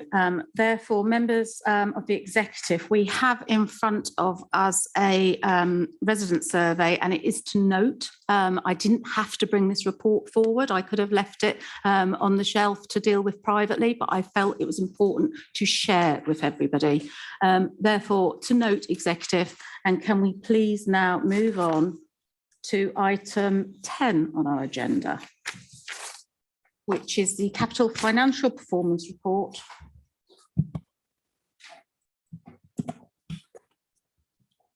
Nigel. I just give my apologies, Leader. I'm going to a parish council meeting I need to attend. Thank you. Apologies accepted, and we will see you later. Item 10, Capital Financial Performance Report outturn. Councillor McKinnon, I believe this is you. Thank you, Leader. Yes, it is. Does it find a seconder before I get you to? Thank you. I'm always excited to do the second one. Okay, thank you, Councillor Bowick. Councillor McKinnon. Thank you indeed, Councillor Bowick. We on the executive, of course, are rightly proud of our capital programme, which invests in the future of our district with new schools, improved roads, active transport infrastructure, outstanding new sports facilities, environmental projects, and of course, many more. The outturn is complete, and the achieved capital investment for the year is £33 million, which is a forecast underspend of £10.5 million against the capital budget. Of course, as I've said before in these updates, that underspend doesn't mean the projects have been lost, merely delayed, and the vast majority of these projects will be delivered in the next financial year. As well as the general pressure in supply chains being experienced worldwide, with unfortunate knock-on effects on the delivery of infrastructure projects, there are a range of individual project-specific reasons for the delays, which are detailed in the report under the section for each directorate. But all in all, our vital capital programme has delivered outstanding new amenities and environmental improvements for all our residents. Thanks, Leader. Thank you, Councillor McKinnon. Members of the executive, do you have any questions on the capital strategy for Councillor McKinnon? No? In which case we'll go to Councillor Dillon. Yeah, thank you, Leader. I welcome the word delayed, because in the report it says reprofiled, and I think we're all clear that they are delayed, and they've got various reasons for it. Reading through it, some of it is just doing the purchase order in effect, just pressing pay on it. Can you, and this might be a question for after the meeting, but of those which are, I would say, technical carryovers, so just closing out an account, the work's been done, but you're just checking the snags, versus projects that are truly delayed. So, there's a bit of profiling where projects haven't been necessarily completed on the paperwork side, but there are projects that haven't been started yet. And I think it'd be interesting to see the breakdown of that. And then also just your opinion, if the total capital pot at the beginning of the year was 49 million, you've said you've got 10.5 million underspent, so that's about 20% of the capital programme from a value perspective hasn't been delivered this year. And I wonder what that compared to in previous years. And then also, what is that as a percentage of the actual programme? So not the value, but, you know, in terms of resource and works, really. And then the final question, Leader, and this is probably to all of your portfolio holders who have a relative delay, is are they concerned that that causes any impact? And could they allow us to hear what that impact is? Thank you.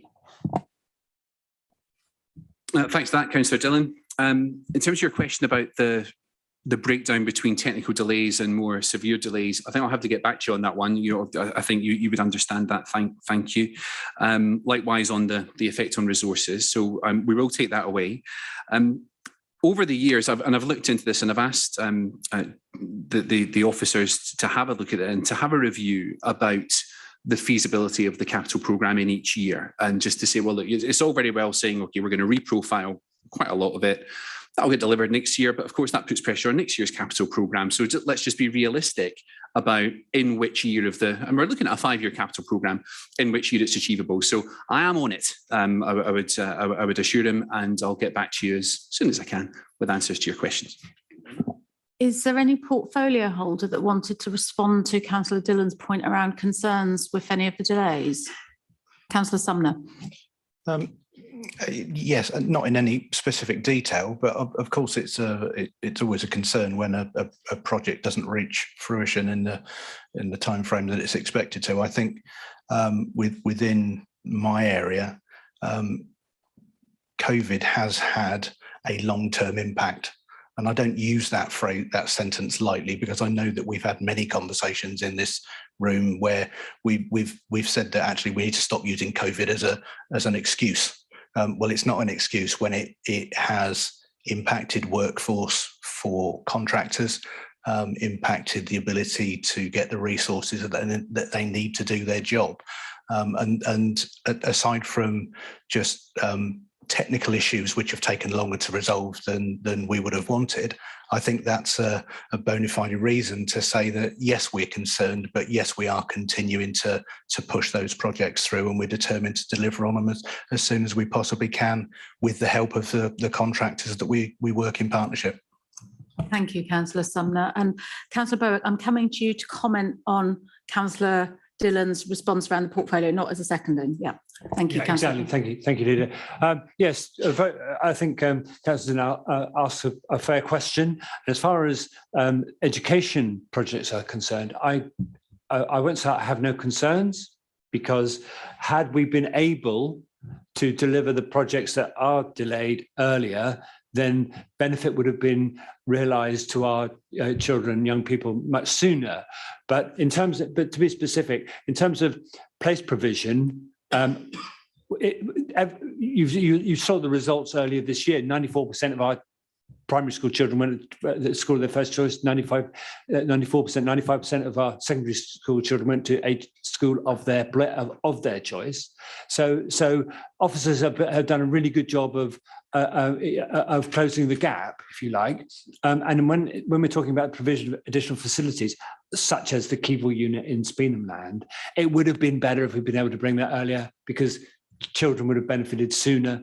But that doesn't mean to say there's any impairment at all to children's education. Thank you, Councillor Berwick. Councillor Stewart. Thank you, Leader. I have one project in particular which has been delayed, upgrade of the care director system. And as much as my colleagues have said, yes, it's always sort of concerning when things are not going to the timescales that you've originally intended. But actually, I think what I'm reassured by is that our officers, and in fact the partners that we work with, do a very thorough job. So they come to us, they let us know where there are concerns. They are including extra phases of testing to make sure that anything that we do is rolled out really securely. And I think so we get regular reports. I don't know whether we share those with Councillor Macro, but certainly within briefings that we do, I'm sure that we can give him some updates on those sorts of situations as well. Thank you, Councillor Stewart. And Councillor Arderwater. Thank you, Leader. And again, I'd like to respond as my fellow members have. So regarding the waste brief, as members all know, we are planning and aiming to introduce a food waste collection service towards the end of this year, which will be all round a good thing. It will save the council money, it will reduce carbon emissions, it will drive up our recycling rates. It would have been nice to have got that service in sooner. We've had a range of delays, not least of which the fact that all councils around the country are trying to acquire equipment for exactly this pressure at the same time. So inevitably there have been delays, but I'm increasingly confident that we will be able to do so, launch the service before the end of the year. Regarding my other brief of transformation, as Councillor Stewart and Councillor Somner have said, yes, there are delays. It is, I really don't want to, and I know they don't want to sound complacent, but I've seen, and I'm continuing to challenge and ask officers to do what they can to progress with a long-term programme of improving efficiency of things behind the scenes, as well as things that residents and members of the public see. So you may already notice some nice but small improvements in the council website. That will increase, that will continue, and residents should, as a result, gradually get a better service and be able to interact with us as a council better over time. And again, in the background, numerous challenges, for example, around recruitment, and vendors who have sometimes not delivered as quickly as they could have held things back. So once again, I pay tribute to officers in working through these things, and reassure you, Councillor Dillon, that certainly I'm keen to see long-term improvement here. Thank you. Thank you. Councillor Dillon, your hand's still up, but are you satisfied? Yeah. Okay. Councillor Abbs. Yeah, thank you very much, Leader. It's similar to what Councillor Dillon has just mentioned, but I'm really wanted to get a number, and I didn't hear a single number there. Delivery of something, the change in something, the schedule, it's one. The delay can have a positive or a negative effect. But I was at a Western Area Planning meeting last night, and we were told something was no longer deliverable because of a delay, and it went from 250,000 to $1 million for a set of traffic lights. So with 10 million set aside here, which is delayed project, are we looking at potentially 40 million? I'm not trying to catch you out or anything. I'm just trying to understand in actual numbers what these delayed projects will mean, because unless they're all fixed price contracts, etc., for the bits we're buying, we're open to, a massive increase, are we not? Or am I missing something here? Councillor McKinnon. No, you didn't hear a number, because I promised to get back to Councillor Dillon after the meeting with the technical analysis to his question, and I'll give the same answer to you. Well, thank you very much, Councillor McKinnon. Councillor Pattenden. Thank you, Leader. Yeah, related to that is, with inflation at 9% in April and rising quite significantly, have you got a view of the impact of what the extra cost is going to be, and what the on the 10 million underspend? Officers are formulating a view on that as we speak. I'm not in a position to give you that analysis at the moment, because it's still being looked into, but it is being looked into. Thank you. Councillor Bowick. Thank you, Leader. Leader, I don't think I have anything additional to add to the debate, and I'm delighted to second. Okay, the recommendation before us is to approve the reprofiling of 9.4 million of expenditure from 21 to 22 into financial year 22-23, as recommended and agreed by Capital Strategy Group and as detailed in Appendix B. Please can executive members vote by raising their hand if they're in favour of the proposal to approve the recommendation. I see that as unanimously carried. Thank you, everybody. Let's move on to item 11, which is sticking with Councillor McKinnon and the Revenue Financial Performance Report for Q4. Councillor McKinnon, I believe you're going to propose and speak to this report, and I am more than happy to second it for you. Yeah, absolutely. That is the case. I'll continue. On the revenue outturn, there is an underspend at the year end of £0.2 million. That is 0.17% of the net revenue budget of 142 million. I will repeat that, 0.17%. Really a superb achievement, reflecting the robust and tight control exercised on the council's finances. Now, as is usual, the overall position is comprised of a combination of under and overspends across the directorates. I'll summarise those now. In the People Directorate, there is a forecast overspend of 1.6 million. So specific risk reserves were earmarked to be used against this at Q3, but are no longer required due to the overall council underspend. The overspend principally arises from Children and Family Services. As we've been seeing throughout the quarterly updates, that has turned out to be the case as a result of a larger than expected number of children with complex needs entering residential care. That will come as no surprise to those who've been following the quarterly updates at these executive meetings throughout the year. In the Place Directorate, we have an overall underspend of 0.9, reflecting additional income from dry recycling and energy from waste. So a good outcome there. The Resources Directorate has an overspend of just £0.2 million arising from various sources, but I would draw attention to less income than expected coming during the year from the commercial property portfolio from the vacant building at number 4, the sector. I am delighted to confirm, of course, that the building and indeed the entire property portfolio is now fully let. You might have seen this in the Newbury Weekly News a few weeks ago. Now, Councillor Williston and I did go down to the site to have our photos taken outside the building to go along with the article.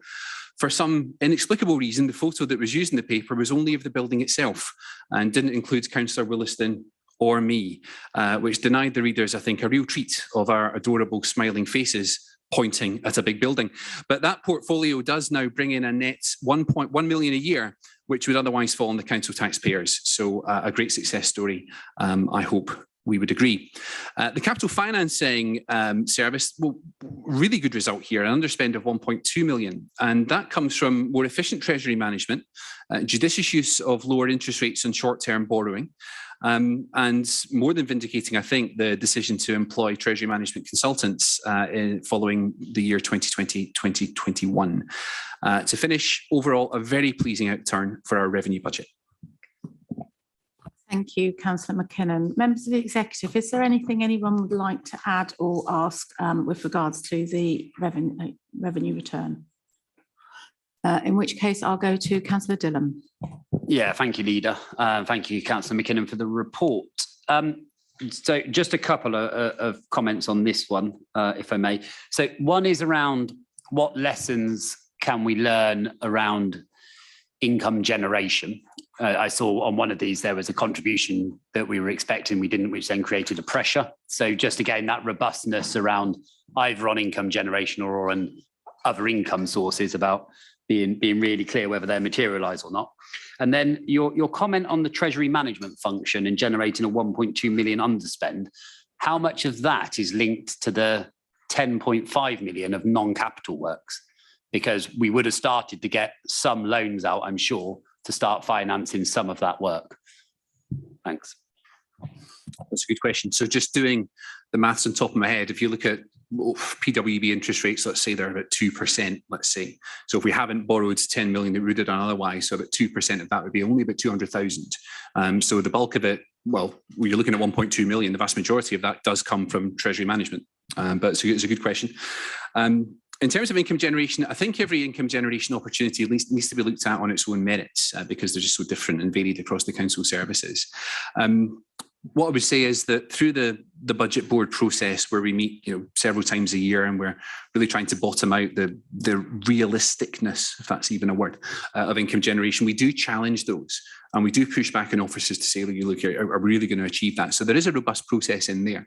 In terms of a general answer, in terms of general lessons in income generation, I think it's a difficult one to say that to give an all-encompassing answer.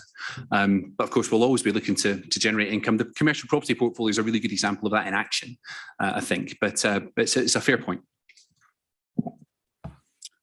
Thanks, Councillor Dillon. Councillor Macro. Thank you, Leader. It's on section E on page 255, which is all about the adult social care modelling process. The last sentence says, this was partly funded from the release of invoice provisions made at the end of 2021 that are no longer required. I didn't really understand what that had to do with the model. And to be honest, I don't really understand what the sentence is saying at all. Councillor McKinnon, are you able to respond to that? Yeah.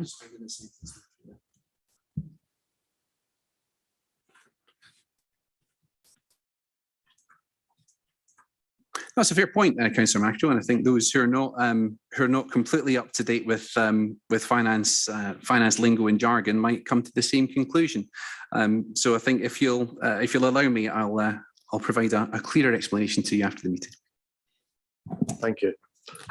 Thank you all. I'm going to second this report, and actually I just wanted to reflect a little bit on this report because we're living in incredibly uncertain times, and we've just gone through 2 years of a pandemic.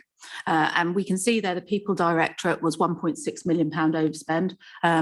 The careful and prudent risk management funds that we've agreed upon and the modelling we've agreed upon and set aside have enabled us to overcome that. And it's been a real interesting journey through adult social care this year, where we saw suppressed demand come back through. And I'm very pleased to have the executive directors in place that we have in place, because they've kept us on the straight and narrow with this, and I have to thank them both. But when I look at councils around me, such as Reading and Slough, and I see how carefully this council manages its finance, I'm really pleased with the work that's been done here. So I just wanted to take the opportunity to thank both Andy and Joseph for that careful and prudent managing of the budget. We know we're in a volatile situation. We know with adult social care reforms coming forward, we are still in a really volatile situation. And I just think that this type of report shows the amount of work that goes into understanding the longer term impact. And you did ask me a question earlier, and I think it's really difficult for members of the public to understand sometimes how this funding works, and that so much of our budget goes towards our social care elements. And I know children's as well, we're in exactly the same place. And I've spoken directly with social workers who tell me about the level of complexity and the additional needs that children are having at this moment in time. So to actually come in where we have come in, given the year that we have had, I think is an incredible achievement. Yes, I thank Councillor McKinnon because he's really kept on top of his portfolio here, but I also thank our Section 151 officer and our DAS and Children and Family Services lead, and our 2 executive directors for that. So I'm more than happy to second this report. It is only to note, so we don't actually have to take a vote on it, but I think it's a really good and positive place to end the year on. So thank you to all of those that have been involved in the management of this. Go on then, Councillor McKinnon. Thanks. I've just had a thank you, Leader. I've just had a flash of inspiration to Councillor Macro's question, and that flash of inspiration, of course, comes in the form of a message from the Executive Director for Resources. To translate that into something approaching more plain English is that where we had expected clients to need a service, we make a provision for that. We recognise the expenditure, we make a provision for it in advance.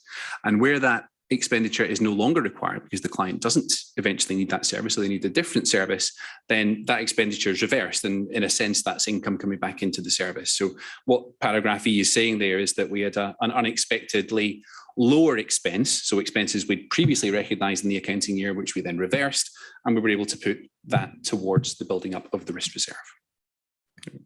Thank you. That saves us coming back to you. Thank you, I think. Okay, can we therefore move on to item 12 on our agenda this evening, which is the London Road Industrial Estate Project Refresh. Councillor McKinnon, I believe you're going to introduce this report. Yes, please, Leader. And I am going to second this report. I take it you're proposing it. Yes, please. Okay, over to you. And I'll do so now. Yes, so thank you very much indeed, Leader. And this paper really represents the next move forward for the London Road Industrial Estate regeneration.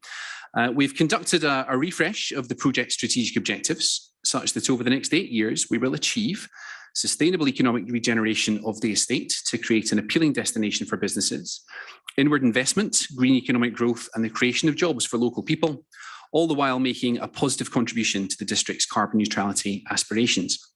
Now, the executive last considered the approach to the regeneration in December 2020. And at that time, the regeneration envisaged a phased approach to development, with a recognition that an element of residential development was likely to be necessary in order to achieve financial viability. Now, in the meantime, we've opened up the former playing field for public recreational use. And in 2021, an environmental appraisal report was commissioned to explore the environmental challenges around the site, with the finding that no significant issues in principle should prevent development of the site. Moving forwards, land valuations of the site and soft market testing conducted at the end of 2021 and start of 2022 revealed very interesting results in terms of current market conditions and economic drivers. In particular, demand for commercial space has increased significantly and is expected to remain high. Now, this really represents a great opportunity to turbocharge the job creation and local economic benefits to Newbury and West Berkshire more widely. The high-level delivery plan envisages full redevelopment of the former playing field site for commercial use by 2026, securing some 300 plus jobs. Placemaking, including green and blue infrastructure, will be complete by that date as well. And by 2030, employment space on the site will be increased by 30%, at least 200 further jobs created, and income to the council from ground rents up by 30%. So I'm delighted to propose this report to Executive tonight. Thank you, Councillor McKinnon. Members of Executive, any questions for Councillor McKinnon on this report? In which case I go to Councillor Vickers.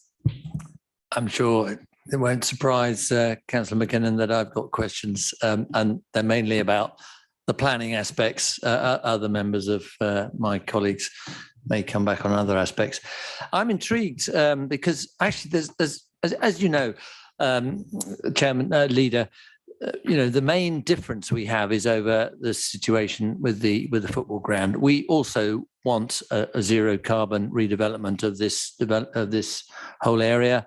So I'm quite pleased with a lot of what's in here. But what is curious is the sudden change in the market conditions, whereby not so long ago, it was a requirement. It was essential for the viability of the redevelopment for there to be housing. And yet now we have no housing. So my real puzzle over this is you know, all right, there's been a little bit of soft market testing, but I just find it so hard to believe. And perhaps Councillor McKinnon can explain a little bit more about this. But my suspicion is, coming from a planning background, is that with a local plan coming up and knowing that our planning policy officers have never been happy about housing on a protected employment area, that this is for presentational reasons that we can't be seen to be wanting housing on this area. So I wonder, can Councillor McKinnon confirm that he has no intention of allowing any housing to mess up his plans for redeveloping this area? If I heard you right there, Councillor Vickers, that's a hell of an accusation you've just thrown at both me and the officers writing the report. Do you stand by that? I think it's actually quite a sensible thing to do tactically. But my question is, are you really serious about not including any housing? Will there, put it simply, do you have you read the report to prevent housing being included in this redevelopment? You've read the report, right? Yes. Okay, so the report says that the former playing field site will be developed for commercial use, not residential. That's not my question. The whole of the LRIE is not going to have any housing, right? And yet it's going to be economically viable without housing. You say it's not required to have housing in your document. You don't say there will be no housing. I'm asking you, will there be no housing? Okay, I'll say I'm really, really serious that there's no plans in our strategy now for residential development. Allowing Gateway Plaza to go ahead with nearly 200 You're houses? bringing in entirely different things there. We're talking about the site covered by our ownership. If you want me to put in the report that we're really, really serious about it, then I think, you know, I can do, but I'm not sure what more I can say. But to suggest that we've made this change because of the local plan development and that it's for presentational purposes only, I do not appreciate that remark one little bit. And it is not. And if you'll just let me continue, it's rather unbecoming of an elected member to suggest that. Your point about a change in market conditions, what's changed? Well, it's in the phrase change in market conditions. Market conditions do change. And when the facts change, we change our mind and we change our approach. And I think that's entirely appropriate. Thank you both. Councillor Abbs. Yeah, thank you very much, Leader. Councillor McKinnon, I wonder if you can help me, please.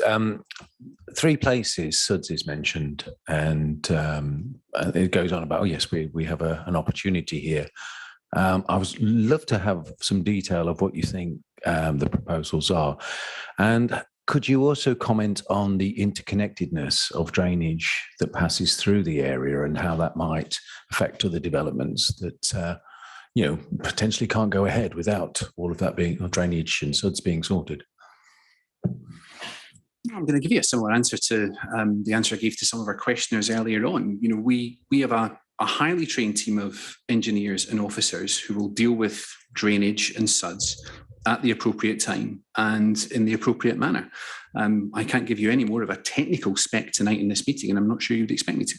I was looking for concepts rather than technical detail. Concepts such as? Well, no, that's for you to answer, not for me to tell you what to do. Can I know. Can I ask what you mean by a concept? I'm a bit unclear. How you would go about achieving the type of suds that you're that there's potential there. What kind of things are you thinking of that can be implemented on the ground? Well, if you like, I can ask one of our senior officers. I was asking yourself, Councillor. Okay, I won't ask one of my officers to get back to you with an answer then. Yeah, well, I can ask them myself. Thank you. Yeah. Okay, can we move on to Councillor Macro? Just to be clear, they're all our officers. They're not your officers. Councillor Macro. In section 524, page 278, it says one of the key findings of the soft market testing exercise is no market for speculative office development. Only a year or so ago, when the kind of leading up to the local plan review draft being issued, we were told that there was a significant shortfall in office space, particularly in the Newbury area, and that led to actually some land being potentially allocated for offices. So those two things just don't seem to gel at all in my mind. Perhaps you could explain why this has changed. Well, I can't comment on the local plan review. That's outside of my purview. All I'll say is that is the result of the soft market testing, specifically with the LRIE site, that resulted in a poor market for speculative office development. I can't add any more than that. Thank you. Councillor Marsh. Thank you. I've got 2 questions for Councillor McKinnon, if I may. Before that, I'd just like to commend him and the executive on finally coming around to the conclusion that some of us have been arguing for many years now, which is that the football ground is not suitable for housing. However, the rest of the site, in the Green Party's view, is eminently suitable for it. And my question is really, why so suddenly decide that this brownfield site, and a couple of weeks ago, the council leader was saying in the Newbury Weekly News that we should always look to brownfield sites in the first instance for housing. So why are you doing this U-turn, supporting building on greenfield sites such as Sandalford and North East Thatcham, with all the environmental damage that entails? You've got a site here that is within walking distance of the railway station, the bus station, the town centre. It's a fantastic opportunity for some sustainable housing development.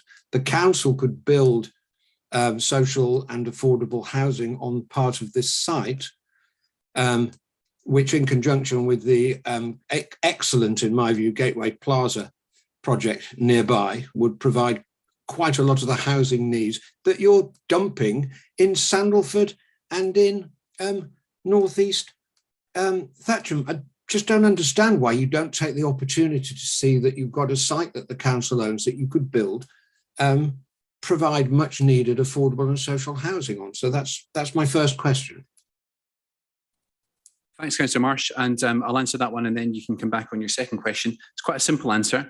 We're developing the site for commercial use to regenerate this estate and to protect and safeguard hundreds of jobs for Newbury and West Berkshire, high quality jobs in an economic development-led regeneration. Simple as that.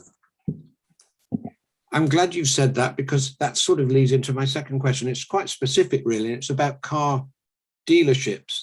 I'm just wondering what place you see them having in the future development of the site if it proceeds as you suggest, because car showrooms take up a huge amount of space. They have almost no employment. There's about 3 people in most car showrooms, back office and front office.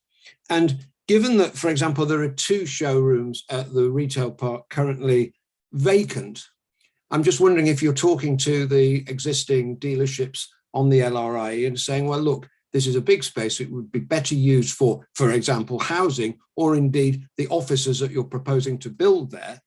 And I just can't see why such a large amount of space would be taken up by those people. I've nothing against cars or car showrooms. I just think they're in the wrong place. And I wonder if you would agree, Councillor McKinnon.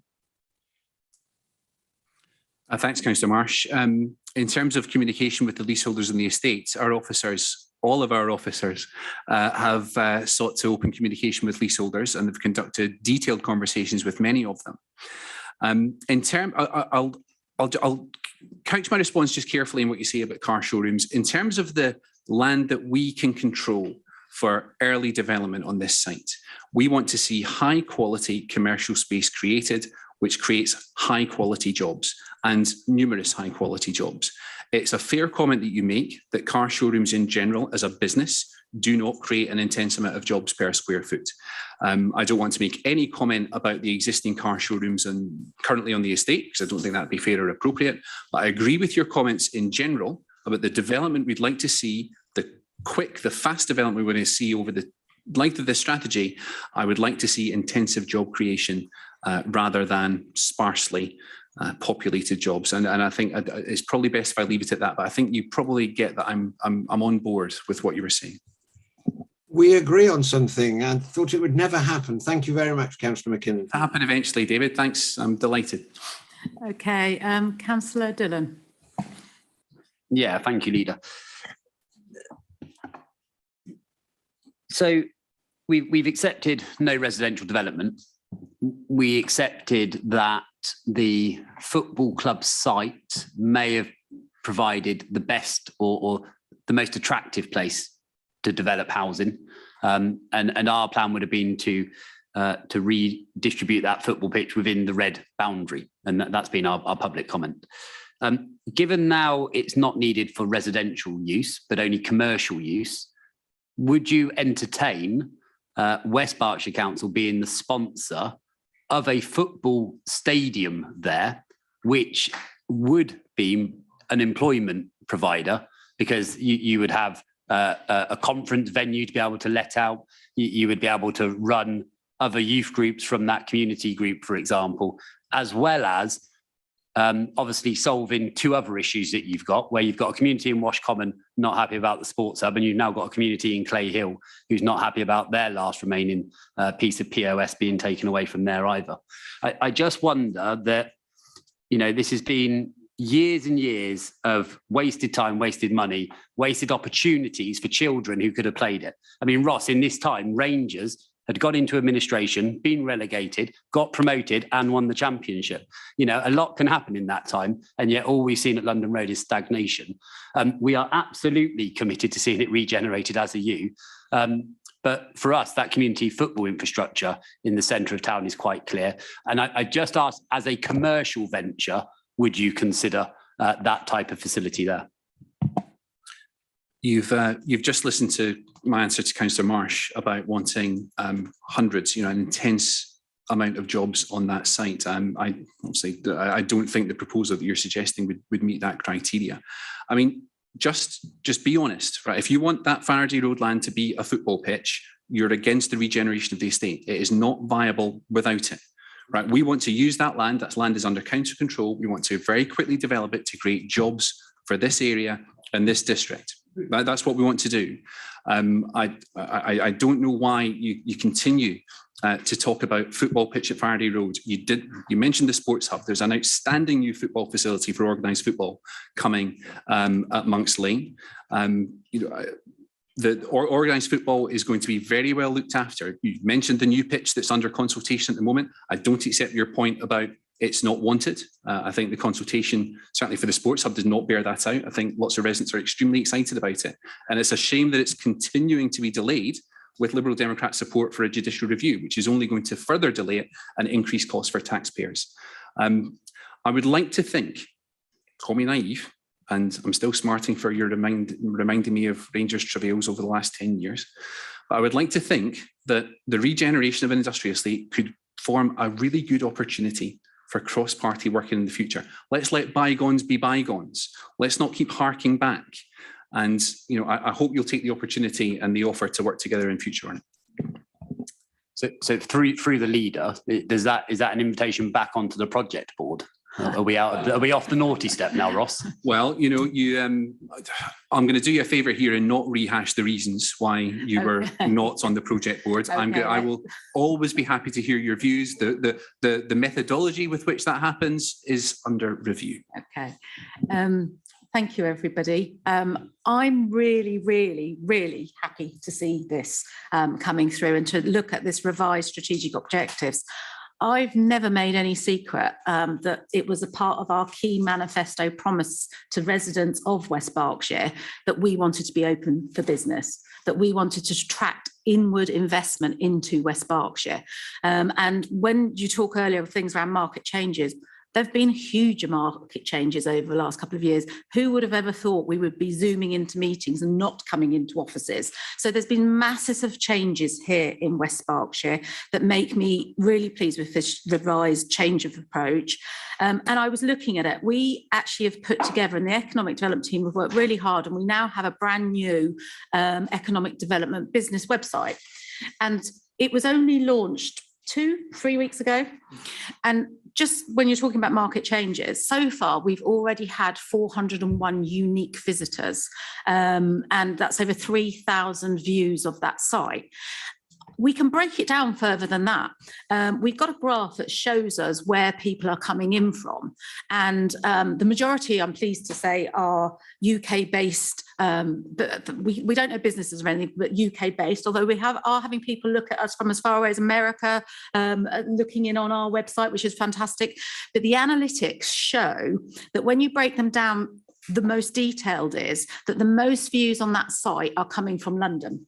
And I think, the impact of the pandemic is making people reassess how they do business, where they do business. And I think there's a real opportunity here for West Berkshire. I don't think we can be complacent. I was looking back on March's performance report, and I think overall, West Berkshire's local economy has remained pretty strong. And I say that because of the key indicators that we look at. So we look at our economic activity rating and we look at our unemployment rating. And they've remained relatively stable, where I know a lot of areas of the country are going through a lot of change. But what is good is that the number of businesses rated properties was the highest it has been since the beginning of 2019-20, so before the pandemic. And I think that really does come through. And when you look at the strong economic trend here in Newbury, you only have to look at the Newbury Town Centre footfall from the last quarter to see the level of recovery going on. So when I see policies like this coming forward, I'm really pleased to think about what that means to local residents who want to be employed locally, who don't want to commute into London. They don't want to do that journey every day. And there's an opportunity here coming forward. We are fortunate, but we should never be complacent. Claimant unemployment up to March 2022 was 2,445 claimants here in West Berkshire. So I do think the additional jobs that this has the potential to generate is one of the fundamental reasons why I'm really happy to second this report, and I'm really happy to work with the recommendations before us. So members of the executive, laid out in 2.1, the executive needs to resolve the points laid out there. I do not intend to read them all out, but can I ask for a show of hands if you are in favour of those recommendations as detailed through in 2.1 of the report before you this evening? Thank you. I can see that has been unanimously carried. So thank you, everybody.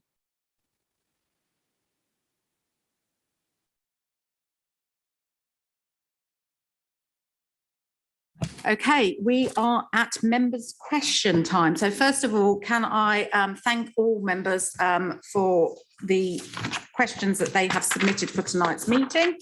And if you can just bear with me while I actually get to them. Your questions, as always, will appear on the screen and will be answered by the relevant portfolio holder. Members, I'm actually going to try and take this blurb down before each exec. Are you all quite comfortable about the process that we run members' questions with now, so that I don't have to repeat all of this every time? Okay. Am I allowed to do that? Thank you. I'm just checking legally I'm allowed to do it.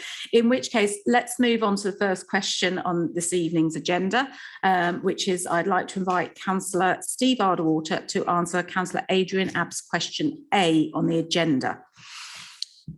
Thank you, Leader, and thank you, Councillor Abbs, for your question. This council is developing policies relating to all renewable energy generation, including solar and onshore wind farms in West Berkshire as part of our local plan. We will continue to work with affected communities through the neighbourhood planning process. Any proposal for energy generation from wind will therefore be supported if it accords with the local plan policies and any relevant neighbourhood plan. Do you have a supplementary question? Yeah, I'm glad to hear that, to be honest, because obviously wind is by far the cheapest and fastest to implement, and of course it has a lifetime. So I'm wondering whether you could give me not exactly locations, but exactly how many scenarios we're actually looking at in West Berkshire, not farms necessarily. Let's just talk wind turbines. Have we got an application or a discussion going on for 1, 10? What's the number, please? So I'm not personally aware of any current application underway, Councillor Abbs.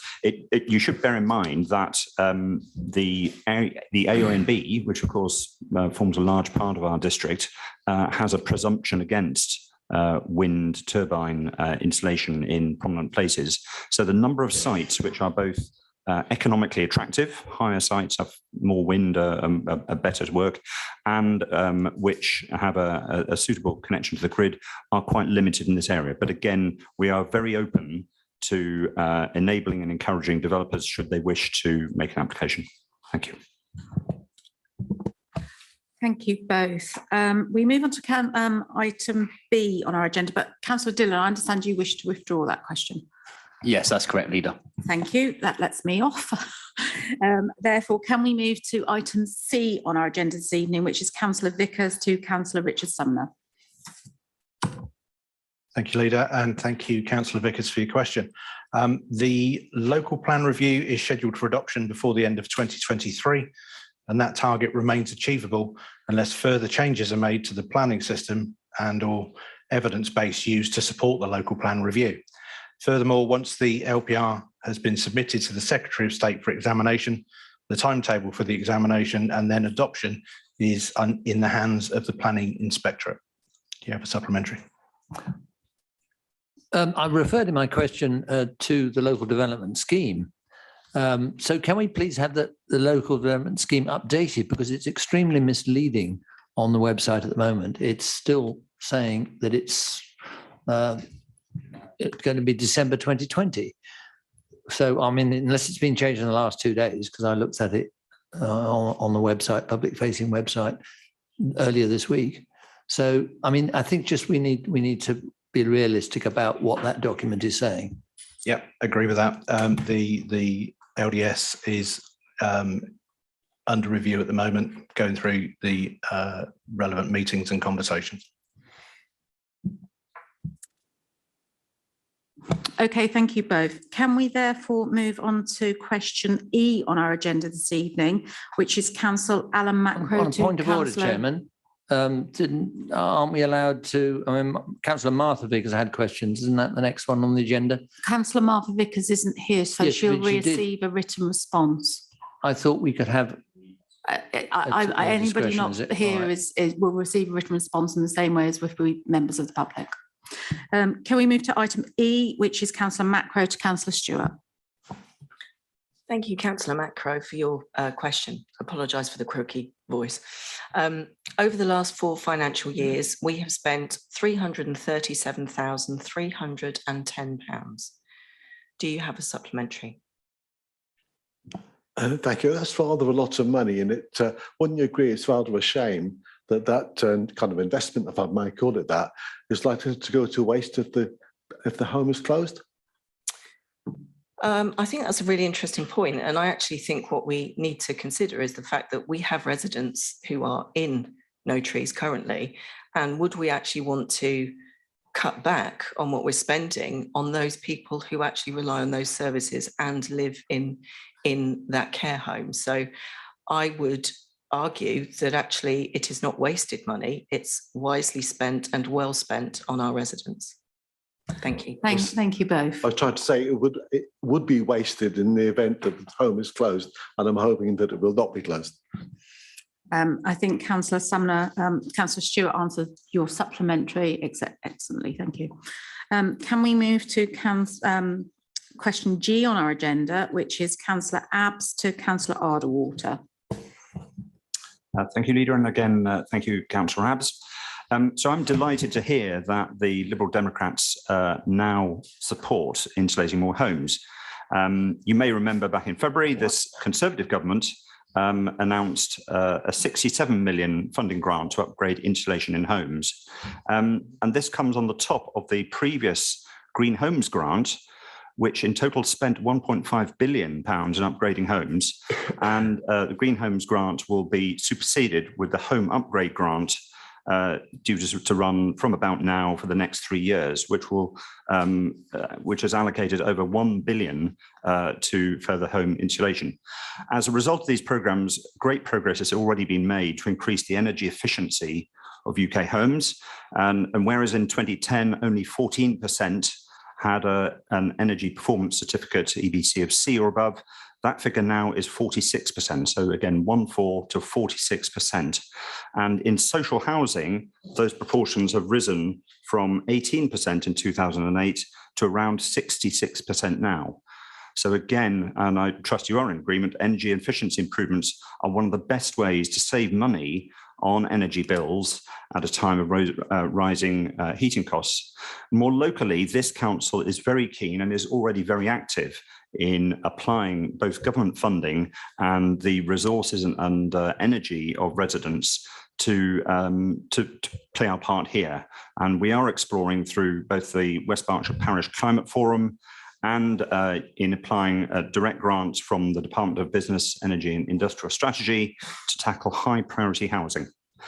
Do you have a supplementary? Yeah, thank you very much. And just, I guess we seem to be doing a history lesson. I'm sure you can remember back to the environment when we launched a climate emergency strategy and my speech back then where I called for faster movement on insulation. So I'm really glad that you're catching up. Thank you, Councillor Arder-Walters. But the actual question is about getting more grant and more progress faster. And I was simply asking if you'd like to join us in a motion effectively to lobby our MPs to go even further, because I totally agree with you. The fastest way to reduce carbon is to actually insulate what we've got. You'll never get any argument from me on that point. So thank you, Councillor Abbs. I regret I decline to join you in yet more lobbying. We are doing things. Thank you. Thank you, everybody. Can we move forward then to question H on our agenda this evening, which is Councillor Vickers to Councillor Sumner. Thank you, Leader. Councillor Vickers, thank you again for your question. Just want to set a little bit of context on the issue that you've raised. I mean, I publicly said I was hugely disappointed to receive the sort of notifications that we did, concerns and complaints from our residents about the issues that you've mentioned. Use of this footway surfacing material saved the council a significant amount of money and helped reduce our carbon emissions. This type of resurfacing material, surfacing material, is commonly used nationally to prolong the life of footways. So it's not a dig up and put down a new one. And I think that that's an important element of what we're trying to achieve with this. Of the 36,000 metres squared laid, less than 10% had to be relaid, which was in the main due to poor workmanship of a subcontractor. And that the majority of this was at one site. Now, that is an element that I have asked questions and that we collectively are asking questions of our direct partners and the subcontractors that they use. All remedial work was completed at the contractor's expense. and both Volker Highways and West Berks Highways officers are reviewing their supervision levels for this type of work going forward. Do you have a supplementary? I thought this issue would be over by now. I think it's one of the questions that was sort of carried forward from the cancelled executive meeting, but my Newbury Weekly News this week, and we're still going on about it. It looks as though even the relay by the subcontractor of the contractor is apparently breaking up. I haven't physically seen that, but there's a total loss of trust in this methodology, sadly. And, you know, to what extent is this being monitored by our officers who are ultimately responsible for the spending of taxpayers' money? Well, that was the last part of my first answer, in all honesty, is that it's that level of monitoring of review is increasing, and it needs to, clearly. Unfortunately, I haven't been able to get to see any of the recent areas that are being noted, but it is something that I still can't see it. Yes, fine. But you know, and that's something that I will do if I possibly can. But we are continuing to having conversations. This is work that, as I said, is nationally used and is widely accepted. I think we need to understand what the expectations are against what's actually being delivered. Okay, thank you both. Can we move on then to item I on our agenda, which is Councillor Alan Macro to Councillor Joe Stewart. Thank you again, Councillor Macro. And thank you for a really good question. And I want to say thank you for therefore allowing me the opportunity to provide an answer to this very sad situation.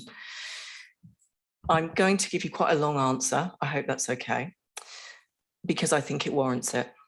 There are multiple elements to this question, so I want to set out a rounded response. And for context, I should add that the complaint reference took place in August 2020.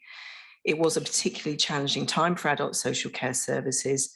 That isn't to make excuses, but I do think it's important to note it. In the specific case referred to, one of the core issues was a staffing shortage at the time within one of our locality teams, and the failure to escalate the issue for resolution. Following investigation, a detailed review took place with the team in question, led by the safeguarding service manager and the principal social worker at the time. It led to a change in the duty process within that team, and management guidance was issued to key members of staff who are now following this and have been since that time. Communication between service partners, agencies involved in the care provision, and our own adult social care staff is one that we constantly strive to improve. And in this case, there was learning for all parties involved. The question, of course, that you've raised also asks how we can avoid these sorts of issues in the future. And there isn't really an easy one solution fits all answer, given the complex nature of the work which that front door adult social care team has to undertake. But firstly, what I can say is adult social care ensure that they learn from any circumstance such as this. We write an annual complaints report, which is circulated to all adult social care staff, and they also participate in a range of learning activities under the remit of the Safeguarding Adults Board. Learning is used to update procedures, practices, and training wherever required, and I've attended some of those sessions. Secondly, adult social care is proactive in seeking to address the challenges which impact on the quality of their service. So many, such as the challenges in recruiting and retaining key roles, e.g. social workers, or the lack of advocates and advocacy services, are national issues with complex drivers. Adult social care works collaboratively with other corporate and local authority colleagues on those challenges and seeks to use available best practice models where we can. Lastly, it is somewhat reassuring to me that our data shows a notable reduction in concerns and complaints submitted to adult social care since 2018-19, and they have remained at this level since this complaint was raised, but clearly no complaints is what we all strive for. I, as portfolio holder, continue to work with the service director, the executive director, and the adult social care team to continuously review services and ensure we learn from any issues such as this to improve our practices. Do you have a supplementary? Thank you. You said that you and the team learn from experience. I was wondering if you actually kind of disseminate the kind of this learning throughout the various locality teams. You mentioned one locality team. I'm just hoping that the experience is being explained across all of the locality teams. Absolutely, I can reassure you that it has. It goes, in fact, in some cases, I think wider than that. So when I mentioned the Safeguarding Adults Board, and some cases come through as an example for the members of that board to actually listen to learn from and take back to their own agencies, organisations, local authorities even to learn from it as well. So yes, absolutely, that learning would have been shared across all three of our locality teams. Okay. Thank you both for Councillor Macro for bringing that question to us, and Councillor Stewart for the response. Can we move to the final question on my list this evening, which is question K, which is Councillor Vickers to Councillor Sumner. Thank you, Leader, and thank you again, Councillor Vickers. We really must just sit down and chat over tea. I think this would be a lot easier. The council has received a draft report into the Newbury Town Centre Conservation Area, and we'll be consulting on the draft proposals in the near future. The timetable is in the process of being reviewed at this time. Do you have a supplementary? That's not a really very helpful answer. I know COVID has been an issue with a lot of things, and but I know that other conservation areas, which were lower down the priority list for work on conservation areas, have been moving ahead. So my question is, why is it that Newbury, I know it's a big area, but it's, you know, there are very important and potentially damaging developments going to be taking place in central Newbury. And we needed to have these conservation area appraisals for Newbury Town Centre in place before we are faced with decisions on those developments. So why is it particularly Newbury that seems to have suffered when for years we've put it on the back burner for being a too difficult conservation area and done Peasmore and Streetley, which happened to be, of course, an executive member at the Times area. So I really think we're getting our priorities wrong. So what I want to know specifically why Newbury hasn't kept being the top priority that it was supposed to be. Okay, thank you. I don't have the answer to that. I'm happy to get some more detail around it and come back to you, and we can have a conversation about it. I would just pick up on one thing. I don't think we're prioritising members of one side or another of the room. I'll take that as a fly comment, but it's you know, there has been a lot going on in Newbury, and I'm hopeful that it's a case of bringing things together more than anything else. But let me get some more detail on that, and we'll have a conversation. Thank you both. Members, thank you for all of your questions tonight. I'm just about to say that the business has been concluded, but I'd just like to thank everyone for being back in the chamber. I think, you know, it's really positive to see everybody back here. I think it's far better for us to see each other in person. It's good we have the option of hybrid. It's good that where we recognise where some people, for whatever circumstances, can't be here, but I certainly welcome, and I know we've got a full set of executive directors and we've got officers here tonight as well. So really thank you everybody for getting back around the table. I think it's really important for us as a council that we can sit down and have these conversations. So with that, all business has been concluded, and therefore I would like to close this meeting.